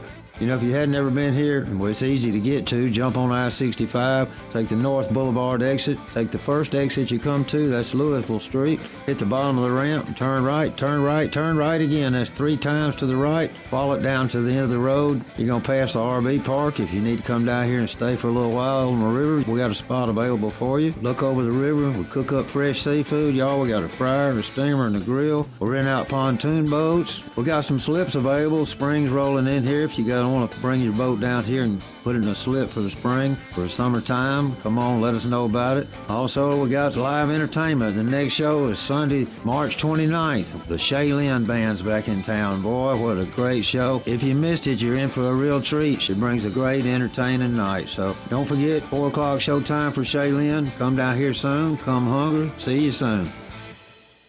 Why'd I go to the doctor? Working on the farm, my heart kept skipping a beat.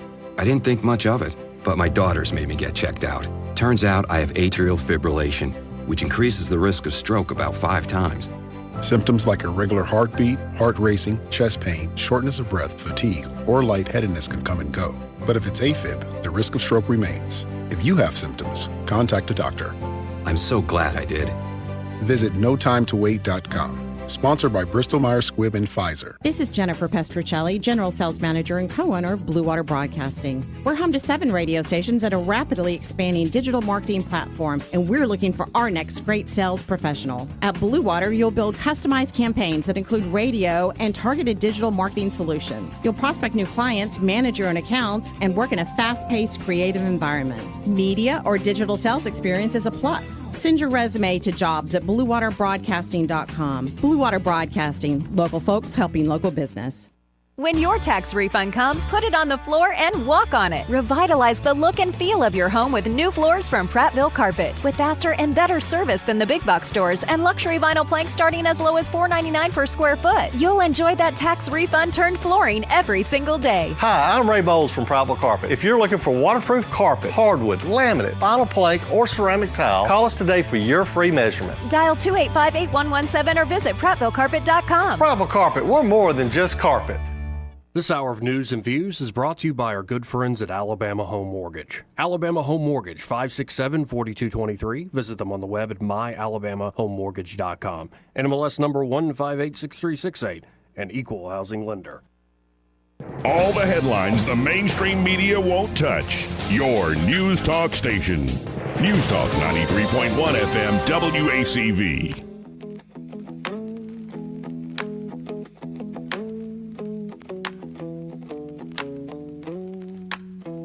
Joey Clark. Welcome back. Let's go right to the phones and talk to Michael Cohen with Cohen's Electronics and Appliances. Hey, Michael, how you doing today? I'm doing great, Joey. How are you? Better than I deserve. What's the score there today, Cohen's? I feel like it's like 28-0. Nice. We've had customers that some customers have had some issues with the warranty company we used, and we're getting those rectified. And anyway, the company's buying them out, and they're going to come in here and buy new washers, cutters, and stuff. So that was a good thing. And Michael Jacks is rolling. We had a customer call in today on some appliance delivery for their range, and talked about how great the people were and how they had to figure out how to get it in the house because they had all these obstacles in their way. Mm. And everybody's house is a little different anyway. Mm-hmm. But anyway, they got it in. They didn't. None of their stuff nor our stuff got damaged, and that's a plus. Everybody's happy. Another It's a good successful day. Yeah, very good less, day. Less fires to put out. You ain't kidding. And folks, if you stop by, the appliance side of the store, I think it's even bigger than the front of the house. Like you just, and the amount of options are just fantastic. And then, as you just heard, service second to none, and service after the sale. So if something does That's right. happen, y'all got people's back. Yeah. I mean, it's all about trying to take care of the people the way you want to be taken care of, and we strive to do that, and we strive to give you good service, and that's why we've got all of our techs that run for the appliances, and we've got Michael Jacks on the electronic side, and life is pretty good. Well, folks, y'all check out Cohen's today. You can always shop online at thinkcohens.com, but I really encourage you to stop by, see them in person, see the products in person at 2515 Eastern Boulevard here in Montgomery. They're open 9 to 6 Monday through Friday, 9 to 4 on Saturdays. And find Michael, be like, hey, I heard you on that radio show with Joey and Eddie. Man, it feels like it's my birthday. Happy birthday, Michael. All right, well, thank you, Eddie. Y'all have a great day. See you, brother. Again, 272-9228. That's 334-272-9228. We have a whole hour to go. Yeah, I've got a couple stories I think you might be interested in. Yeah, you have stories. Yeah, I do. Really? Yeah, and not just drinking stories and trying to steal a boat and kind of stuff, but actual news like stories. actual... An Alabamian for the second time in a row has won the Alaskan Iditarod dog sled race. Well, that's impressive. Isn't it, though? Last night I ate it, but Venezuela beat us in baseball. And our virtual producer, Mark Cumby, just sent me this. Yeah, what do you got? After pouring nearly $90 billion into its metaverse vision, the Meta company has announced they will now be shutting down its VR platform on June the 15th. Wow. What a waste of money. Wow. How much money? $90 billion. Whew. That's a lot of money. That's a lot of money, Joey. And I never understood it. Like, I saw some demos of, like, where it actually looks like you're sitting right next to each other. That stuff's really cool. That's cool.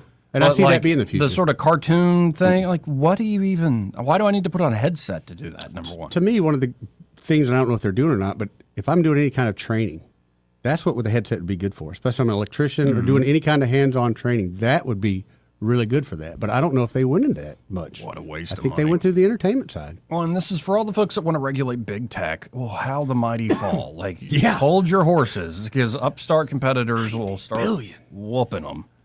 And honestly, if not for this job, I think I would have deleted Facebook a long time ago. Yeah.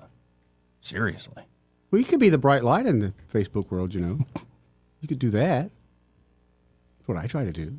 Yeah, this little light of mine? Mm-hmm. I'm going to let it shine. I'm going to let it shine, let it shine, let it shine. You know who's a bright light when it comes to getting you a house? Yes. Alabama Home Mortgage. In fact, I'm working with one of their clients this weekend, Joey. Oh. I guess it'd be one of our clients now that I'm working with them. I like that. Me so too. they're getting pre-approved there at They've Alabama already got Home pre-approved. We did that a couple weeks ago, got that ball rolling.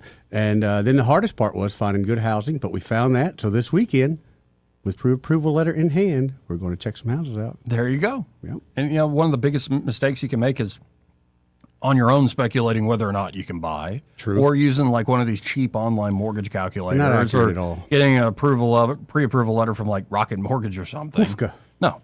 Go with a great, trusted local company that truly is a light in this market.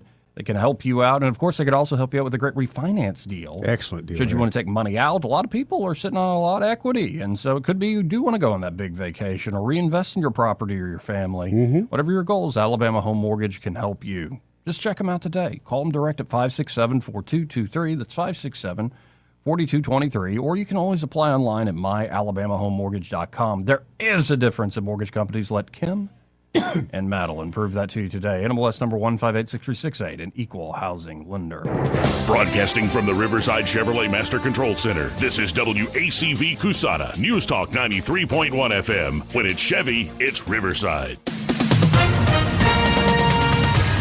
With SRN News, I'm Bob Agnew in Washington. The nation's top intelligence official says Iran's government appears to still be intact after nearly 3 weeks of war. Tulsi Gabbard today told the Senate Intelligence Committee that 5 countries pose a risk when it comes to possible missile attacks on the United States because they're working on special technology to pull that off. Those countries include China and Russia, as well as North Korea, Pakistan, and Iran. Also at srnnews.com, drivers now facing the highest prices they've seen at the pump in about 2.5 years. According to AAA, the national average for a gallon of regular gasoline has jumped to more than $3.84 a gallon, up from $2.98 before the war in Iran. Oil supply disruptions due to the war have prompted a shift in U.S. policy. The U.S. issuing a license now that allows Venezuela's state-run company to sell and export Venezuelan oil to U.S. buyers. This is SRN News. We all hear the radio ads about the IRS. They tell you to be afraid, to be scared, and they try to frighten you into calling. I'm not here to do that. Tax Relief Advocates is different. TRA is here to tell you that if you owe money to the IRS, whether it's $5,000, $50,000, or $500,000, we have a solution. It doesn't matter if you're sitting in your car, at work, or with your kids. No matter where you are, call now. 800-583-0141. Don't lose hope. TRA can eliminate or reduce what you owe to the IRS. Generous programs are now available that can give you a fresh start. Our passion is taxes and helping individuals fix their IRS problems. We have over 1,000 5-star reviews on Google and an A+ with the Better Business Bureau. You don't need to be afraid of the IRS any longer. End your tax nightmare today by visiting us online at TRA.com or call 800-583-0141. That's 800-583-0141. Tax Relief Advocates. Real solutions for real people. The Rich Thomas Weather Network. Brought to you by Montgomery Paint and Body. From little fender benders to total body repair, MPB will fix it good as new, maybe better. For 4 decades, the Turner family has been getting you back on the road. Call 279-7325. Rich Thomas Weather. Well, hi, everybody. Temperatures are going to start modifying in a good way. With sunshine today, we're still way below normal, but that will soon change. Sunshine today, high in the upper 50s to near 60. Clear skies and cold again tonight. Overnight low temperature down to about 35. Tomorrow, the recovery continues. More sun, high temperature up to about 70. We are headed for the upper 70s on Friday with more sun. Then low 80s Saturday, mid 80s Sunday. It's a storm-free forecast from the Blue Water Weather Center. This is Rich Thomas. 1819 News. The Alabama Senate has passed a bill that creates a pilot program for speed cameras in one interstate highway work zone. The measure would allow for civil citations and a $250 fine for drivers who are caught going more than 10 miles per hour over the posted speed limit. Supporters of this bill say the goal is not revenue, but slowing drivers down and protecting road workers. The Senate approved the bill 25-3, while a House version stalled out this past Tuesday after it failed to clear a required procedural vote. I'll be back with more Alabama stories after this. Are you enjoying 1819 News? If so, consider joining 1819 News as a member. As a nonprofit news organization, we depend on the support of Alabamians like you. Memberships start out as little as $5 a month, and you'll get access to exclusive content only offered to our members. You'll be supporting independent journalism done by people who cherish Alabama values. Become a member today by visiting 1819news.com and clicking Become a Member. That's 1819news.com and click Become a Member today. A woman in Theodore is being charged with child abuse and murder. 39-year-old Amanda Morgan was arrested this past Tuesday. The charges against Morgan stem from an incident at her home in October of last year, where responding officers found a boy had died from neglect who was in Morgan's care. A bond hearing for Morgan is set for today. A University of Alabama student has been declared missing in the country of Spain. 20-year-old James Gracie is originally from Illinois. He was visiting friends in Barcelona on spring break and was last seen this past Tuesday at a club, but never returned to his Airbnb. Police in Spain have apparently recovered Gracie's phone. Police in Huntsville will be conducting traffic safety checkpoints this Friday as spring breakers hit the roads. The DUI task force will be conducting the safety checkpoints to prevent any impaired driving. I'm Andrea Tice. For more news affecting Alabamians, go to 1819news.com. And while you're there, subscribe to the daily newsletter. This hour of News and Views is brought to you by our good friends at Cole Plumbing, 279-8919. Cole Plumbing is number 1 in the number 2 business. You don't have to dig a hole. They have proprietary pipelining technology. Ask them about their tankless water heaters. Remember, when you have trouble with your bowl, call on Cole. If you're on a budget and trying to feed your family inexpensively, Pizza Perfect has the deal for you. In March, get a free 2-topping medium pizza with the purchase of any large pizza. Pizza Perfect's buffet includes pizza as well as spaghetti, breadsticks, salad, dessert, and drink, only $13. Buffet is available Monday through Saturday for lunch and for dinner on Tuesday, Friday, and Saturday. Available for pickup and delivery as well. 2-topping medium pizza free with the purchase of any large pizza in March at Pizza Perfect, Coliseum Boulevard, Eastbrook. The views and opinions of the following program are solely those of the host and other contributors. These do not necessarily represent those of Liberty Acquisitions 825, Blue Water Broadcasting, its management, staff, or any advertisers.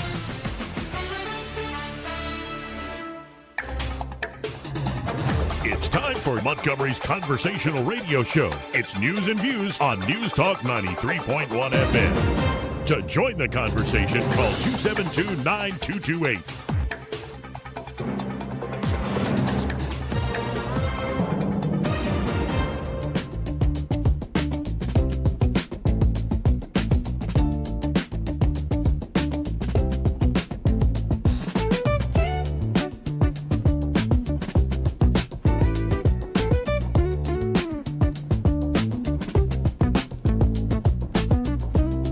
Hey, mister, I don't mean to be telling tales out of school, but there's a fella in there who'll pay you $10 if you sing into his can. I'm not here to make a record, you dumb cracker.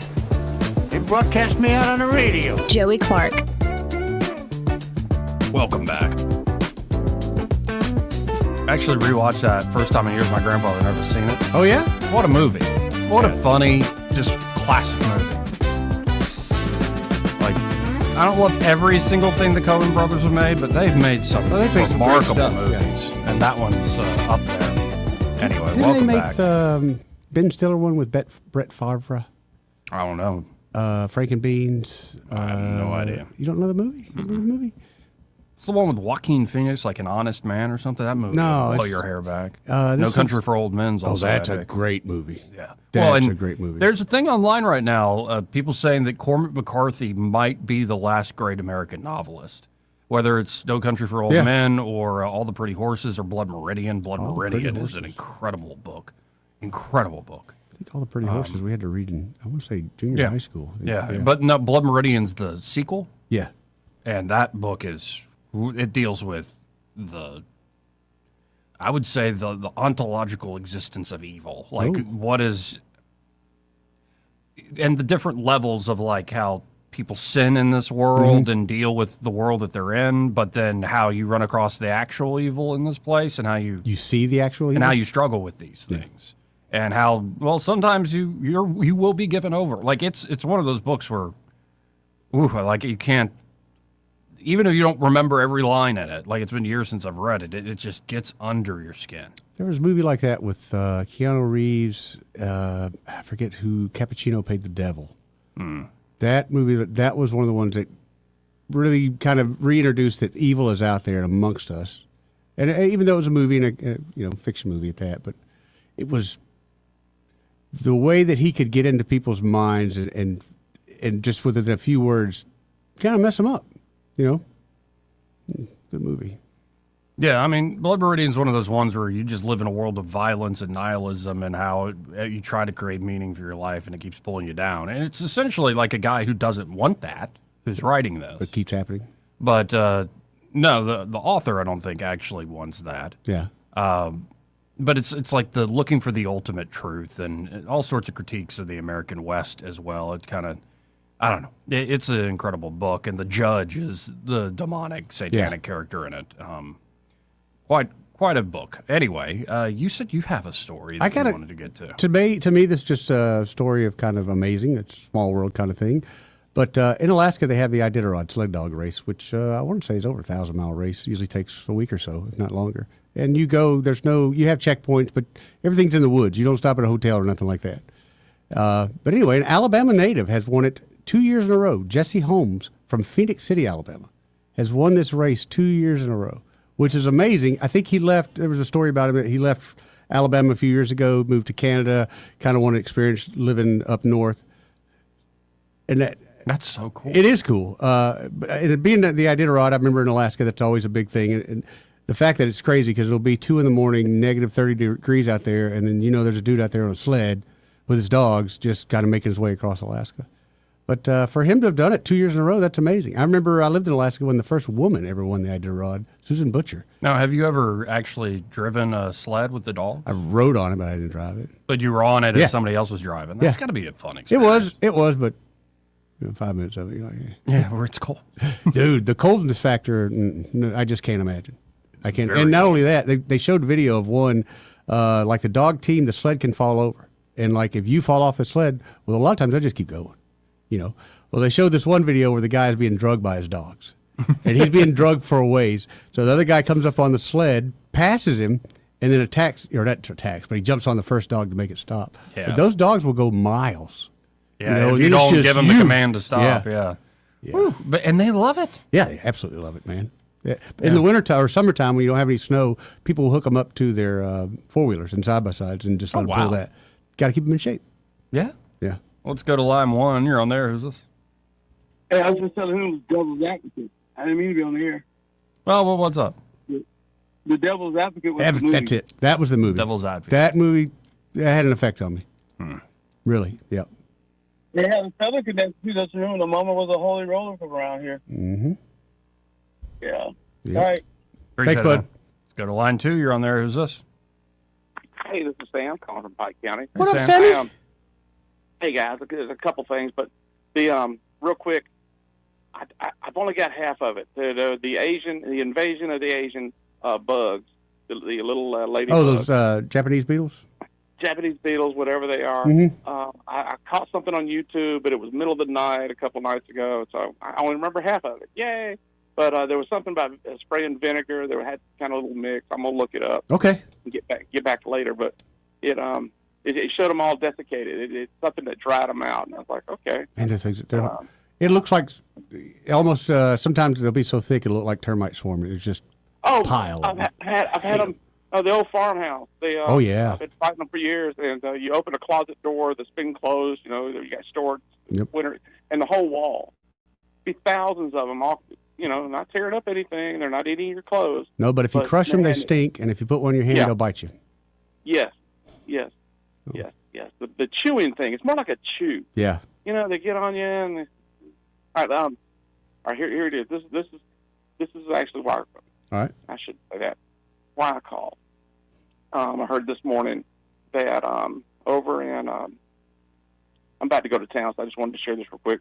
Over in Iran, the commanders now will be making decisions in theater about who to knock off. Well, the president put out that the ones that were going to receive asylum, give up, whatever, they've had enough time. And where all these other strikes, each one had gone through, either through Netanyahu, through Israel, or through across Trump's desk Right. to be approved. All that's over now. So the commanders, if they find out something, they're going to come for the IGC. If you and your buddies are hit out and somebody leaks on you, they're going to come check on you quick and take you out. So the pace that I saw some assassinations already and some car bombs and some light hits. So they're taking out individuals. They got them a list. Ooh, excuse me. That's what I wanted to share. All right. The images are going to change a little bit. Yep. All right, I got to go to town. I'm going by Lowe's. I will get me a tube of cat cock. I got a cat here that's pregnant, and we're going to cock her up. And Good luck with that. Good luck, Sam. No. Love y'all. See you, brother. Have a good show. Now, I'm looking at a op-ed here at the New York Post. Mm-hmm. NASA's Artemis moon mission is flirting with disaster.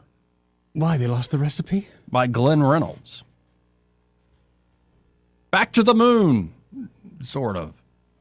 Next month, as soon as April 1st, NASA will launch its Artemis 2 mission, officials announced last week, and carry 4 astronauts into orbit around the moon. At one level, that isn't very impressive. Artemis is just replicating the Apollo 8 mission, circumlunar mission, almost 60 years later. Right. When Apollo 8 flew, human beings had never seen the far side of the moon with their own eyes or seen the Earth from its satellite. Astronaut Bill Anders on that mission snapped a famous picture of the Earth from that vantage point, a shot that graced the cover of the whole Earth catalog and of my 6th grade science book, says Glenn Reynolds. But Artemis 2, like Apollo 8, is advertised as a precursor to a manned landing on the moon. And this time we plan to stay. The Apollo missions of the late 60s and early 70s were very risky. 3 astronauts were killed in the Apollo 1 capsule fire. Apollo 13 barely made it back to Earth after an oxygen tank explosion. Mm-hmm. Still a great movie, actually. Yeah, it was a pretty good movie. Like, Tom Hanks is a little annoying, but It's that Tom movie's Hanks. still good. Yeah. Anyway. But the Cold War was on. The space race was a must-win. And President John Kennedy sought to make America's competition with the USSR a glamorous point of pride. The Apollo program's cutting-edge technology in both the rocket boosters and the spacecraft themselves advanced the state of the art in astronautics and established the United States as the leader in space exploration, bar none. Artemis aims to be all these things, but mostly it's recapturing Apollo's very risky side. Yeah. Ironically, that's not because it uses cutting-edge technology, but because it uses 50-year-old technology. NASA wasn't allowed to design the Artemis craft from scratch.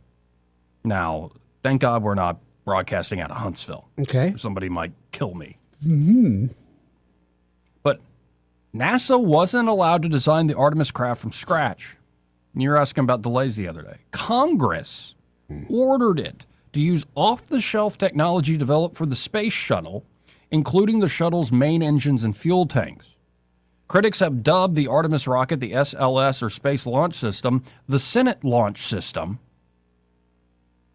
Thank you, Richard Shelby. Since it deliberately preserved existing jobs for existing contractors in important states. As a jobs program, it's been a success. Sure. As a moon rocket, much less so. The Artemis II mission is late because it had a series of serious technical problems, including life support system woes, a persistent hydrogen leak that echoed similar difficulties within the uncrewed Artemis I launch in 2022. You'd think this would have been fixed in the intervening 3 years, but no.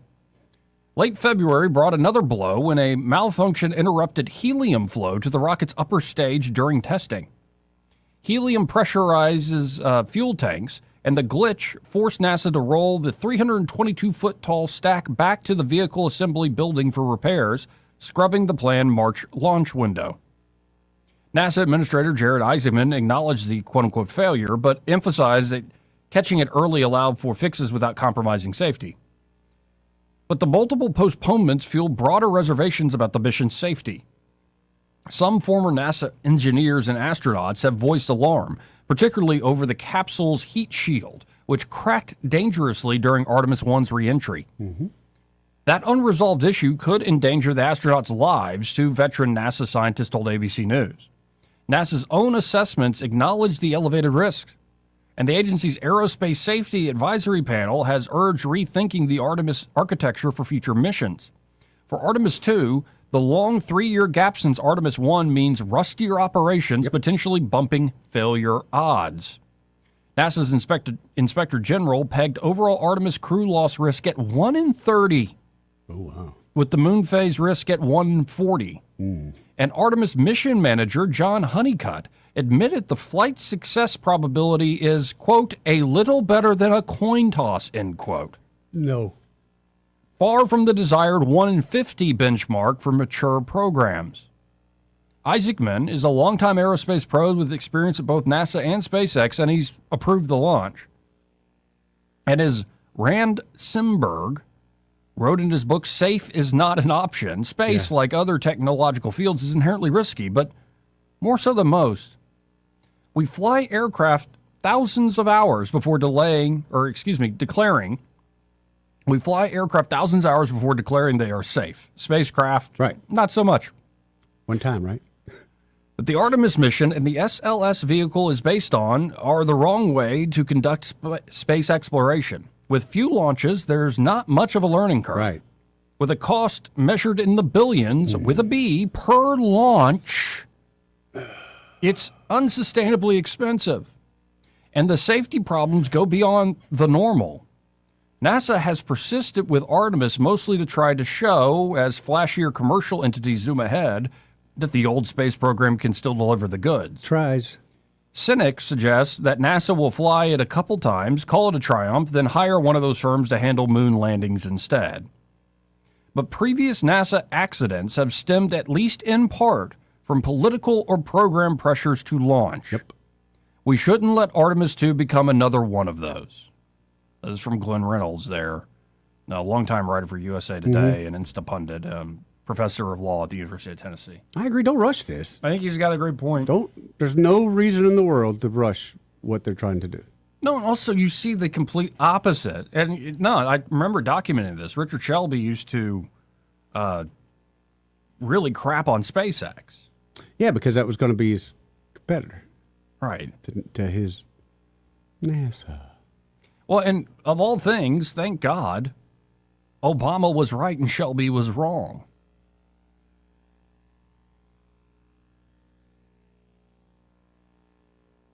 I'm looking here at, like, all the success, for instance, SpaceX has had. Right. Who went and got the last astronauts out of space? Who went and saved the day? Wasn't it SpaceX? And I remember writing this a year or two ago, like when they had the successful splashdown and you're seeing manned spacecraft actually working. Mm-hmm. And I was wondering, who are the leaders and visionaries at the highest levels who first foresaw this return to greatness and made it possible for all? Elon Musk, the founder and owner of SpaceX, is the most obvious answer, though a strangely controversial one in today's tornadic winds of political propaganda. To credit Elon Musk his share of greatness only seems to summon a great-sized monster of ingratitudes. And this was, I think, last year around Doge as well. Okay. Now that Elon Musk has teamed up with President Trump, millions of people, mostly Democrats, seem to have somehow been trained like dogs to bellow and bare their teeth at the mere mention of Mr. Musk, conditioned to forget his good deeds as soon as they are done. But again, Elon Musk and his team couldn't have done it alone. Not only does NASA continue to play an important role in present and future crewed missions, but SpaceX may never have gotten off the ground with astronauts at the helm if not for one man, President Barack Obama. Yep.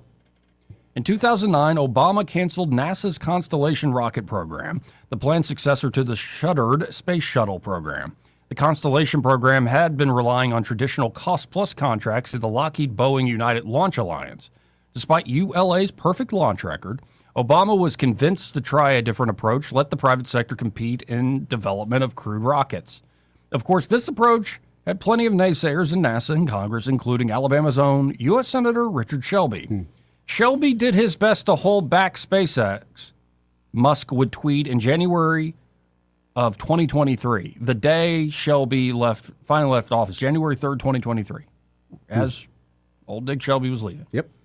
As detailed by Walter Isaacson in his biography of Elon Musk, Obama canceled NASA's Constellation program after his science advisor and budget director said it was over budget, behind schedule, off course, and unexecutable. NASA traditionalists, including the revered astronaut Neil Armstrong, denounced the decision. The president's proposed NASA budget begins the death march for the future of U.S. human spaceflight, said Senator Richard Shelby of Alabama. Former NASA administrator Michael Griffin, who had traveled with Musk to Russia 7 years earlier, charged essentially the U.S. has decided that they're not going to be a significant player in human spaceflight. Well, according to Walter Isaacson, and I think just anybody who's been paying attention, they were wrong. Mm-hmm. Over the next decade, relying mainly on SpaceX, the U.S. would send more astronauts, satellites, and cargo to space than any other country. Yep. And as you just saw with the way Glenn Reynolds described Artemis II, and in fact, it's old now, but Destin, the guy does Smarter Every Day. Yeah. He published, it was a talk he did with a lot of the aerospace people up there in Huntsville. And he said, what are you guys doing? Why are you overcomplicating this? Like, he actually went back to question. Like the Apollo engineers created volumes of like, here's what we did and why we did it.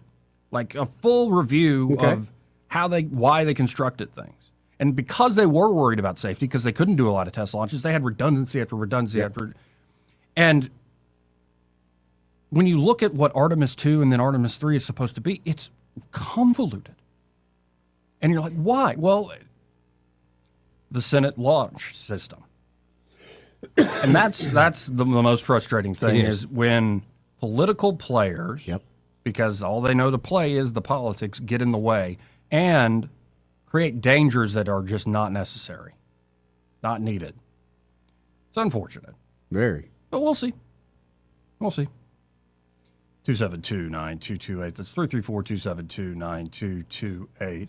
8, you missed that sign. They're talking about the SAVE Act. There's a big poster board behind them that says Republican plan is to stop people from voting. Oh, okay. I'm convinced. I'm really convinced. You know there are people out there that go, that's right, it's about time somebody said that. They're calling them out. Those dastardly Republicans. And don't get me wrong, the Republicans are full of it, man. Issues on both sides, but when I see just nothing but triggering language for no other reason just to trigger your base, what are you doing? Yeah. No, it just shows like the politics almost is always what gets in the way. Big time. But and how? It's not just, it's like in everything. It's like there are a lot of people that warn, like, let's just say, like, religious leaders were warning before, say, the Second World War, that what's coming is the religious impulse is going to go into politics. It already has in Europe and Russia. And you better run for the hills or get on your knees and pray if the religious impulse is now in politics. Because that sure seems that way. Literally the devil's work. Sure seems that way. In fact, read Blood Meridian, and you'll see what sort of nihilistic vision that gives you. The strongest. I think the line from that book is, "War is God." Ooh. Yeah. And there's, of course, going to be people who play the political game like, I wouldn't go that far. I'm like, well, thank God for that. Right. But if you channel that energy, that what you should be giving up to God, into the fight for power and status and all these other things, and who's going to rule the kingdoms of men, it's always a little nasty. It's the status part. It gets me. Right. And in some ways, you could worry that the space stuff is a distraction from our troubles here and what we should actually care about. But I still like to believe there are people like a Mr. Musk and others that are trying to do intrepid, daring things. Now, and they're willing to do it in a way that nobody's ever done it before. Right. And inspire other people in order to try to achieve these things. Taking risk on your own terms, I think, is still a noble thing. Like you're certainly, but also, and he does it when things don't go his way. He's quick to point out, "Hey, this is why we're doing this. We're going to learn as we go." He's not quick to point out and say, "Oh, this is somebody else's fault. It had nothing to do with us." No. Anyway, before I hit this break, you know J.D. Vance? I know that guy. He's the vice president of the United States or something. Also, the world's greatest memer. Yeah. Mm-hmm. I wonder how many times he's a Catholic, right? He's supposed to be. I wonder how many times he goes. Often he goes to confession. Seriously. I'm going to. No, I'm not making a joke. I'm not trying to belittle him or call him like worse than anybody else. Is that a daily ritual for your Catholics? No. Okay. No, not at all. Oh, so, I mean, I don't know. So you can carry a bank load of it and then go get it off your chest? I think it's like once a year is required. What if you got a lot, though? I mean, should you have an inventory reduction sale like halfway through the year if you already know that, you're just doing well, wrong? Also, it's a rule if you go to receive the Eucharist yeah. and you have committed a mortal sin. Ah, crap. Like a really heinous thing, and Yeah. that's also a sin. Like another, you're stacking on top of it. Yeah, that's what I was thinking. Anyway, and that doesn't apply to others, but if you are a practicing Roman Catholic like J.D. Vance is, you got to wonder, because the Pope, Pope Leo came out the other day and said, our political leaders need to go and confess on a regular basis. Ooh. Which, honestly, if you got to play certain games, you want to believe that everybody's as wholesome as apple pie, but they're not, Joe. Right. I can't pretend that. Right. Especially, when you're making decisions like Trump just came out as we were doing the show saying, I got a lot of decisions to make. And they're often decisions of life and death, Yep. not just for the enemy, but for your own boys. Yeah. And can you even, we worry about, obviously if you're not a Catholic, you don't have to accept the mortal venial sin distinction or whatever, but I think everybody could agree there are certain things that are worse than others. Oh, yes, certainly. Of sin. And, Yes. we worry about, are you true to, your spouse? Are you wishing evil on somebody? Are you hating on somebody? All these other things. Are you being a hypocrite and all these other things? But Well, can you there's a lot of imagine rules. the average bear is not having to make the decision of, well, what I'm about to decide is either going to get a bunch of people killed or not. Or inevitably it might get a bunch of people killed, even if it works. The weight of that. Yeah. Now, the sword of authority is not wielded in vain. And as we were talking about with the death penalty case, can you imagine the case of war? Trump does have some big decisions to make. Yeah, he does. But I do like the fact that I feel like he's making the best decisions for our country, not for necessarily everybody else. I think that's been gone on too long. That's why we're playing with Iran still. And they're a big country. They're not going to go away tomorrow. But here is J.D. Vance trying to, I think this is in Michigan. Okay. And he's talking about the midterms. And he's going to a classic political argument. I've been saying this for, years now? In politics, you don't have to prove yourself a saint. You just need to prove the other guy's a worse sinner. Worse than you are, yep. Yep. Let's listen into the vice president. What is really at stake in this election in November is fundamentally we've done so much good and we've built so much and we've been able to do a lot for the American people, but the Democrats threatened to take us straight back to where we were just a few short years ago. And we all know the economic statistics. We all know the fact that we felt it in our pockets, that everything from groceries to our home electricity bill was going up at a level that it hadn't gone up in 40 years under Joe Biden. But it's not just that. Because the American dream, my friends, as you all know, it's not just about going out and being able to buy something, as important as that is. It's not just about the economics, the dollars and cents, though of course we demand that our citizens become more prosperous. It's also about peace and security. It's about being safe in your own home. It's about what I think of as a classic American idea that just because you grew up in a poor family like mine doesn't mean you shouldn't be able to walk down the street in safety and security in your own country. And that is what Joe Biden and his leadership and Nancy Pelosi and all these clowns in Washington, that is the thing that they tried to take away the most from us. Where do you think the fentanyl that flooded our streets and killed hundreds of thousands of our citizens came from? It came from Joe Biden's wide open border. Where do you think the highest crime rates, the highest murder rates came from during that administration? They came from the fact that we went to war on the police rather than on the criminals who committed crimes. Where do you think the fact that we had elevated murder rates, not just in our big cities, but in our small towns, because we let in hundreds of thousands of violent criminals into the United States of America? So when I talk about the American dream, I mean, number one, that I want you to have a good job that pays you a good wage, that allows you to put food on the table, but also take a couple of nice vacations every year. But what I also mean is that we need to get the people who are making our cities less safe the hell out of our country and focus on American citizens first.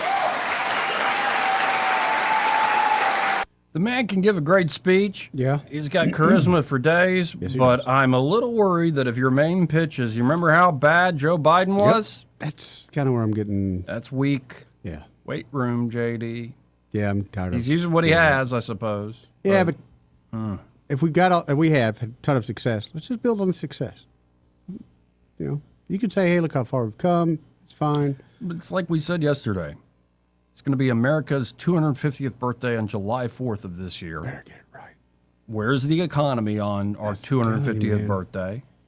Are we still at war? If gas is $3.50 a gallon, we're still going to have some issues.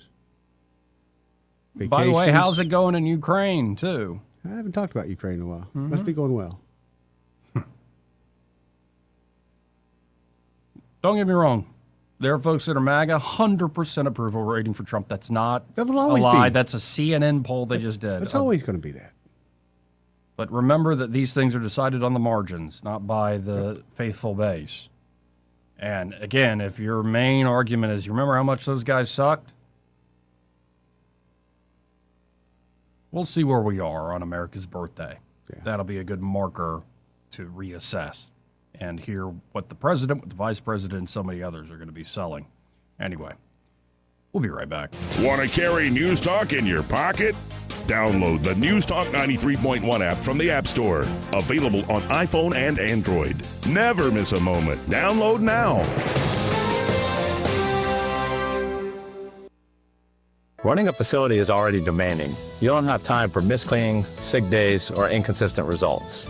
At Janney King Gulf Coast, we have a proven method to solve those problems. Our franchise owners are trained and supported, and our franchise model means the people cleaning your building care about the outcome as much as you do. If your cleaning company is creating more work instead of preventing it, it's time for a clean that you can count on. Visit JannyKingCleans.com to learn more. Janney King, the king of clean. We get this question all the time. Do you handle that? Buying or selling a home? Yes. Commercial? Yes. Land or investments? Absolutely. Hannah and Eddie Realty Group. One team. Every real estate move. 334-322-0662.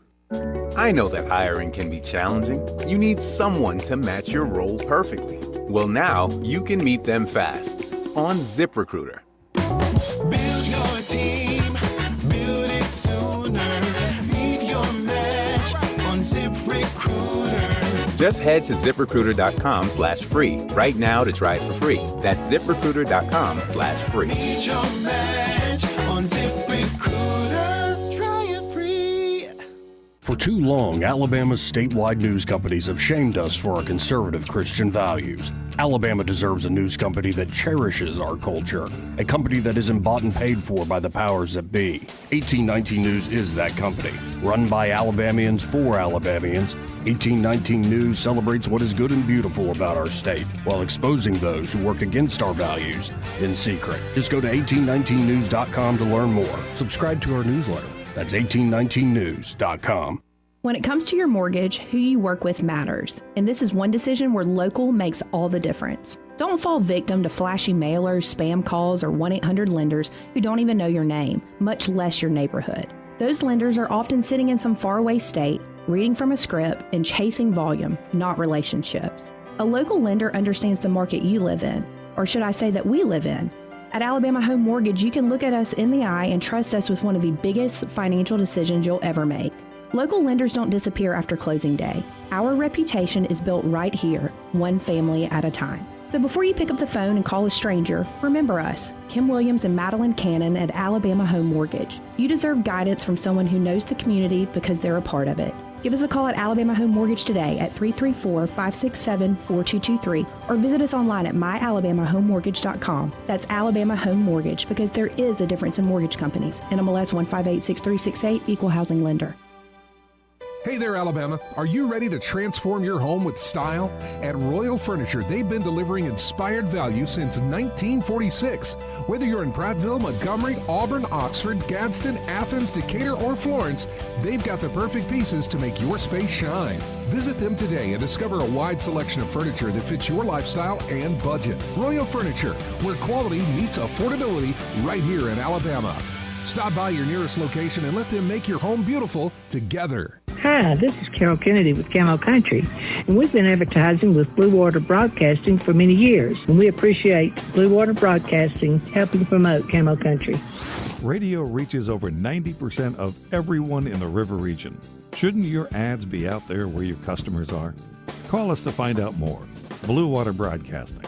Local folks helping local business. This hour of News and Views is brought to you by our good friends at Cole Plumbing, 279-8919. Cole Plumbing is number one in the number two business. You don't have to dig a hole. They have proprietary pipelining technology. Ask them about their tankless water heaters. Remember, when you have trouble with your bowl, call on Cole. Weather, a service of H&H Carpets, where right now, get a load of this, listen close, you get a house full of carpet for $19.95 installed. Unbelievable. They're located at 6450 Atlanta Highway, just across from Walmart. Rich Thomas weather. Well, hi, everybody. Our temperatures are going to start to recover. Tonight won't be quite as cold as the last couple of nights, but still well below normal with clear skies, overnight low temperature in the middle 30s. Tomorrow, not quite normal, but getting closer with a high temperature up to about 70 for Thursday, upper 70s on Friday with more sun, and lower 80s by Saturday. In fact, we could even see the mid-80s by Sunday. It's a dry, storm-free forecast, even though we need some rain. From the Blue Water Weather Center, this is Rich Thomas. CB&S Bank, serving families and communities since 1906. Proud to be named 16th best performing bank nationally in their asset category by American Banker. Learn more at cbsbank.com. CB&S Bank, member FDIC, equal housing lender. We get Montgomery talking 24 hours a day. The River Region's most trusted voice. News Talk 93.1 FM WACV.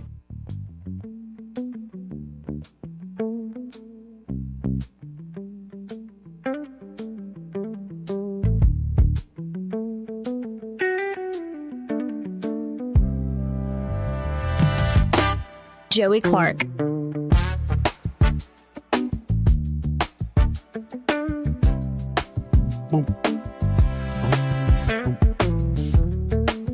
Welcome back. Now, you ever known a fella that just doesn't seem like a fella anymore? Especially they hit a certain age? Oh, yeah, where they lose a little bit? Yeah. That edge. Yep. That energy, that drive, that life force and libido even. Yep. Well, can't hang like they used to, Joey. It's a common problem, not just for men in their 50s and 60s, but guys that are in their 20s are having these low T problems. It's a national issue, man. And, you know, if you don't have that confidence throughout life, People can tell. Now, they might be nice to you about it. Oh, If yeah. you don't have that confidence in the bedroom, she certainly notices, though she may or may not be nice about it. But if you can feel it, she notices. Yep. You know, if you get in that sort of sorry state, a lot of guys think, that's just me and I don't have anybody I can talk to about this. You're wrong. Montgomery Men's Health is ready to help you out. And there are a lot of fellas who have been feeling the exact same way as you. They went and got help there at Montgomery Men's Health, powered by Men's Pro, and they feel decades younger. So they're at Montgomery Men's Health. They can get labs done quickly with in-person care, urology-backed medicine, and they will create a personalized treatment plan for you, depending on what you're going through, what's troubling you, sapping you of that confidence.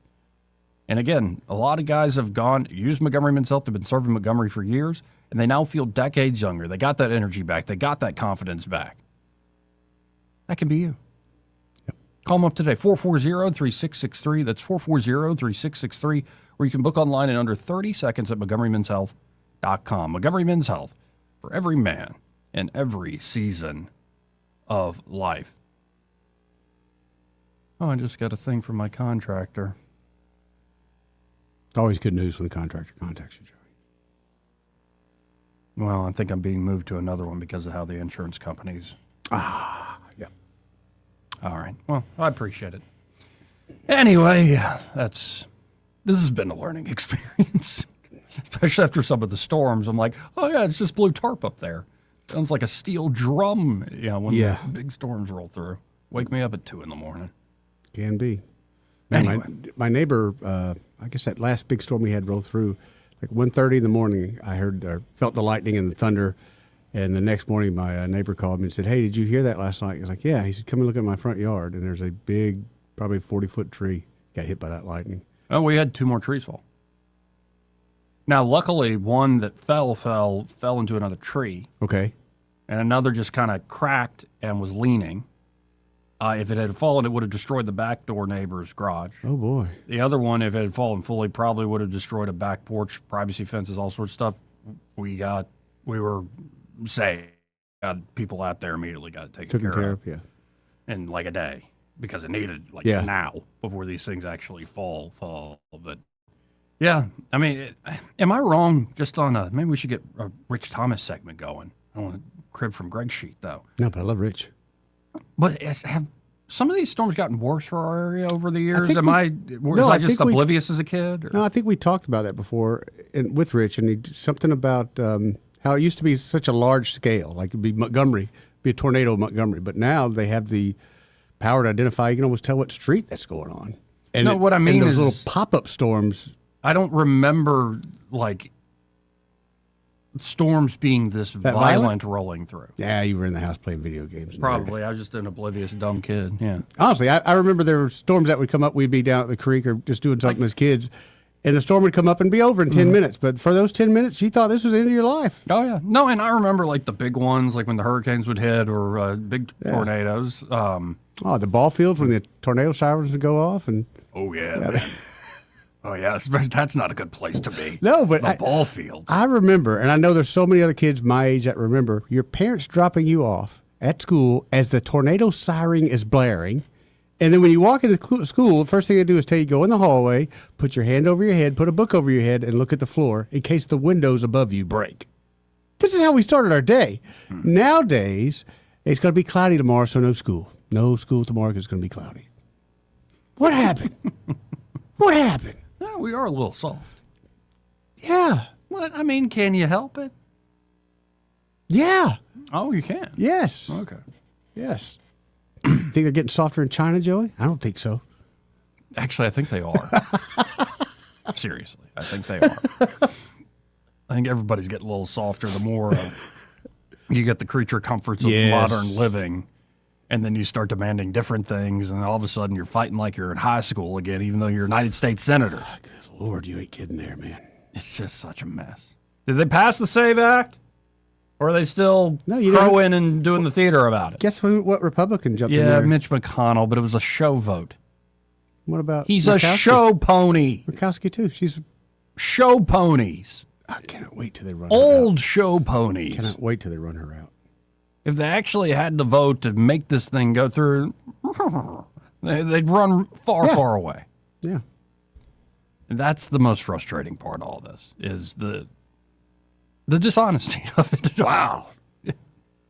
The dishonesty of it. It's so frustrating. But it's like when you know your kid's lying to you. You know he's lying. Just come out and say, I'm not for it, man. Right. Like, that would be better.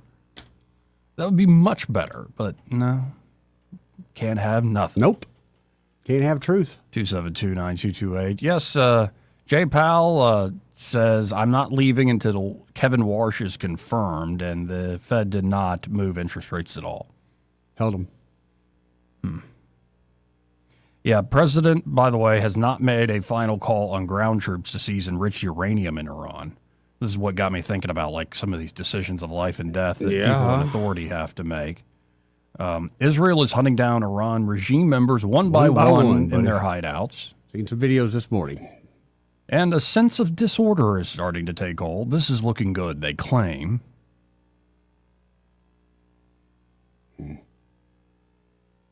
Surrender or you might not be killed. It's that simple. This is how war works. Looks like Iran's foreign minister is probably added to the fallen, the dead, for the Iranian side. And again, Qatar is reporting fire in world's largest liquid natural gas facility. It's not a surprise. No. That kind of thing's going to keep happening. Not a surprise at all. But then you got to wonder, like, what do you even believe? Me personally? Because I think there are honest critics, but the New York Times came out with a piece saying, Trump administration seeks to remove Cuba's president from power during negotiations. They're looking to oust the president of Cuba in talks with Cuban political leaders. The Americans plan to allow the Castro family to keep power if they agree to economic changes, creating a client state for the United States. And Marco Rubio put this out on X in response. Okay. The reason so many in U.S. media keep putting out fake stories like this one is because they continue to rely on charlatans and liars claiming to be in the know as their sources. I don't see Trump letting Castro family have anything to do with anything anymore. Right. I think, in fact, I thought... Especially with Rubio running the show. Yeah, I thought I read a statement that said you can get your gold and get the crap out of there is what I thought I read. Yeah, I think that's exactly what's going on. Anyway, send another break. Right. Oh, before though? Yeah. Did you see that the government has quietly secured a domain name? Like one of those things you type in, used to type in for the internet? Aliens.gov. Is that not distraction? Come on, guys. We don't have aliens. And then suddenly one day, hey, you know what? Y'all want to talk about them aliens? You kept talking about Epstein list. We can talk about aliens. A lot of people would think aliens are demons. This is true. This is true, Joey. I don't know. I haven't run into like a tall, skinny, gray alien or anything or like that in my life. How do you know they're tall? I always thought they were short but gray. But I don't know.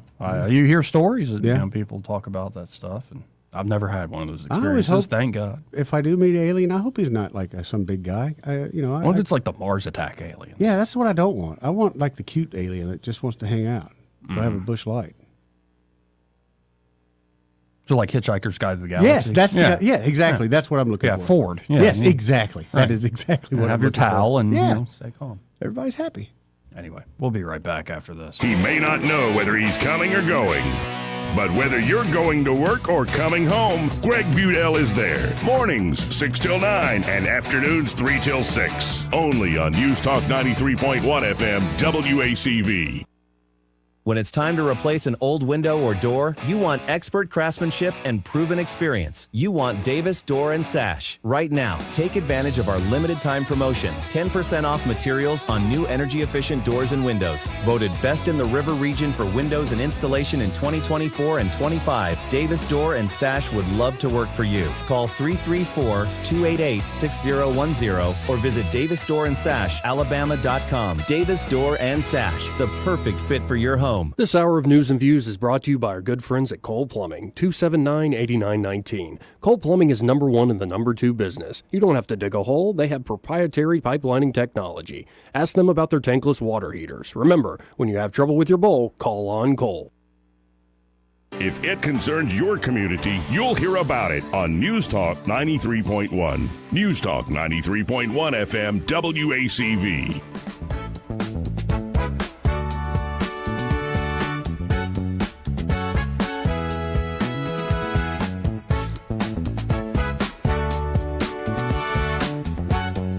Joey Clark. Welcome back.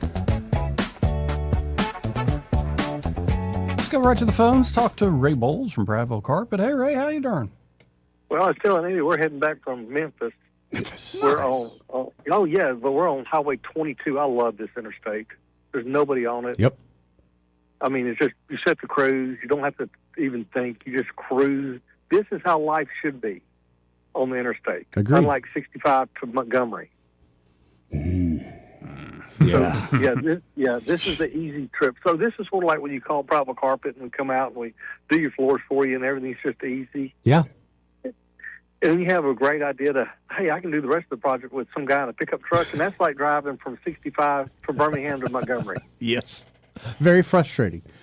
Many unexpected stops along the way. Yes. But we finished up our training today, and we are headed back and ready to get back to work. But David and Bart and Chad are at the office. Terry is in Memphis with me doing this training. Oh, cool. So if y'all need something, give them a call. They'll be glad to come out and give you the free measurement. Next thing you know, you got a new floor down just that quick. That easy. That quick. Again, that's 285-8117. It really is easy, folks. And be sure to tell them that you heard Ray Bowles on the radio with Joey and Eddie. Guys, y'all have a great day. You too, Ray. Be careful, brother. Now, one story before we go here. Mm-hmm. Just seeing this at Variety. So it's like a Hollywood thing. Yeah. It kind of gives me the creeps, though it has the blessing of the family. But Val Kilmer has been resurrected, I don't like that word being used there, via AI to star in a new movie called As Deep as the Grave. Oh, my God. Kilmer was cast in the movie in 2020, 5 years before his death, but he was too sick amid his throat cancer battle to ever make it to set. Now, an AI version of the actor is appearing in the film with the full blessing of his daughter, Mercedes. He always looked at emerging technologies with optimism as a tool to expand the possibilities of storytelling. The spirit is something that we are all honoring within this specific film, of which he was an integral part. He was the actor I wanted to play this role, says the writer-director. It was very much designed around him. It drew on his Native American heritage and his ties to and love of the Southwest. His family kept saying how important they thought the movie was and that Val really wanted to be a part of this. He really thought it was important, an important story that he wanted his name on. It was that support that gave me the confidence to say, okay, let's do this. Despite the fact some people might call it controversial, this is what Val wanted. I don't know, in a way, if you got that in writing, okay. But especially like with the name of the movie being As Deep as the Grave. Yeah. He's dead, and yet he's going to appear on screen there acting. Well, that kind of goes back with something I've thought about as a grandfather. I know I'm not going to see a lot of years of my grandchildren. Sure. So would it be weird of me to make videos ahead of time that said, happy birthday, happy 16th birthday? I know I'm not here, but I'll, Be odd. Would it though? I'm so torn about it because this is what really gets me. I've got one voicemail of my dad. To this day, I've got one voicemail of his voice. Yeah. And every once in a while, I got to go back and listen to it because I just forget what his voice sounds like. I hear where you're coming from. I wrestle with this, and I like to think that the spirit and memory of people is much better when it's not like photos are great, the video, the voicemails, these sorts of things could help you remember, but what you actually remember is a spirit that's much more of those things that capture them for just a snapshot in time. True. That person you love is for all time. I truly believe it. I do, but I remember waking up, Joey, and not remembering how my dad's voice sounded. Yeah. And so I'm torn with that because I really want to. I want to be as part of their lives as long as I can. But I know the reality of the situation. But I guess I don't ever want to be forgotten either from them. Well, also they shape us in ways, man, that we don't consciously remember, but it's there. There's stuff you probably still do to this day that's him. Oh yeah, 1,000%. Yeah. Well, I'm sorry to bring up. No, just a thought. But that is crazy. Val Kilmer, beloved actor, is going to be starring in a new film after his death. It does seem crazy. For whatever reason, if it were animated, it wouldn't bother me. But the fact that it's going to be I don't know how I can handle that. Right. No, the thought that came to me when I thought about when Elon was pushing, like, bring your loved ones back to life. Like, take a photo of my mom and make it like... And the line that came to my head, it's from a Oscar Wilde poem called The Harlot's House. Mm-hmm. The dead are dancing with the dead, the dust is whirling with the dust. And in that poem, it talks about marionettes, shadows, and marionettes. And it's like, yeah, to me, it wouldn't be her. Mm-hmm. It's one thing to have a voicemail. It's one thing for you to make a video, but then to have a machine reanimate. I don't It's like a different that step. idea. Yeah. That's a different line you've crossed. Well, you've taken the soul out. Right. It's a different line. Now, some folks see it and they love it and they get great consolation from it. Yeah. So, I'm not trying to restrict people's freedom, but Certainly. when I thought about it, I was like, no thanks. No thanks. I'll let the photos speak for themselves, the ones I do have, and then the stuff that, well, not even you can take away are those memories if you just hold them dear. Anyway, love you, brother. Love you too, bro. And y'all stay tuned. Happy hour with Greg and Pamela. They're going to be happy. I promise. I promise. They're going to be happy. They're next. Broadcasting from the Riverside Chevrolet Master Control Center, this is WACV Cusana, News Talk 93.1 FM. When it's Chevy, it's Riverside.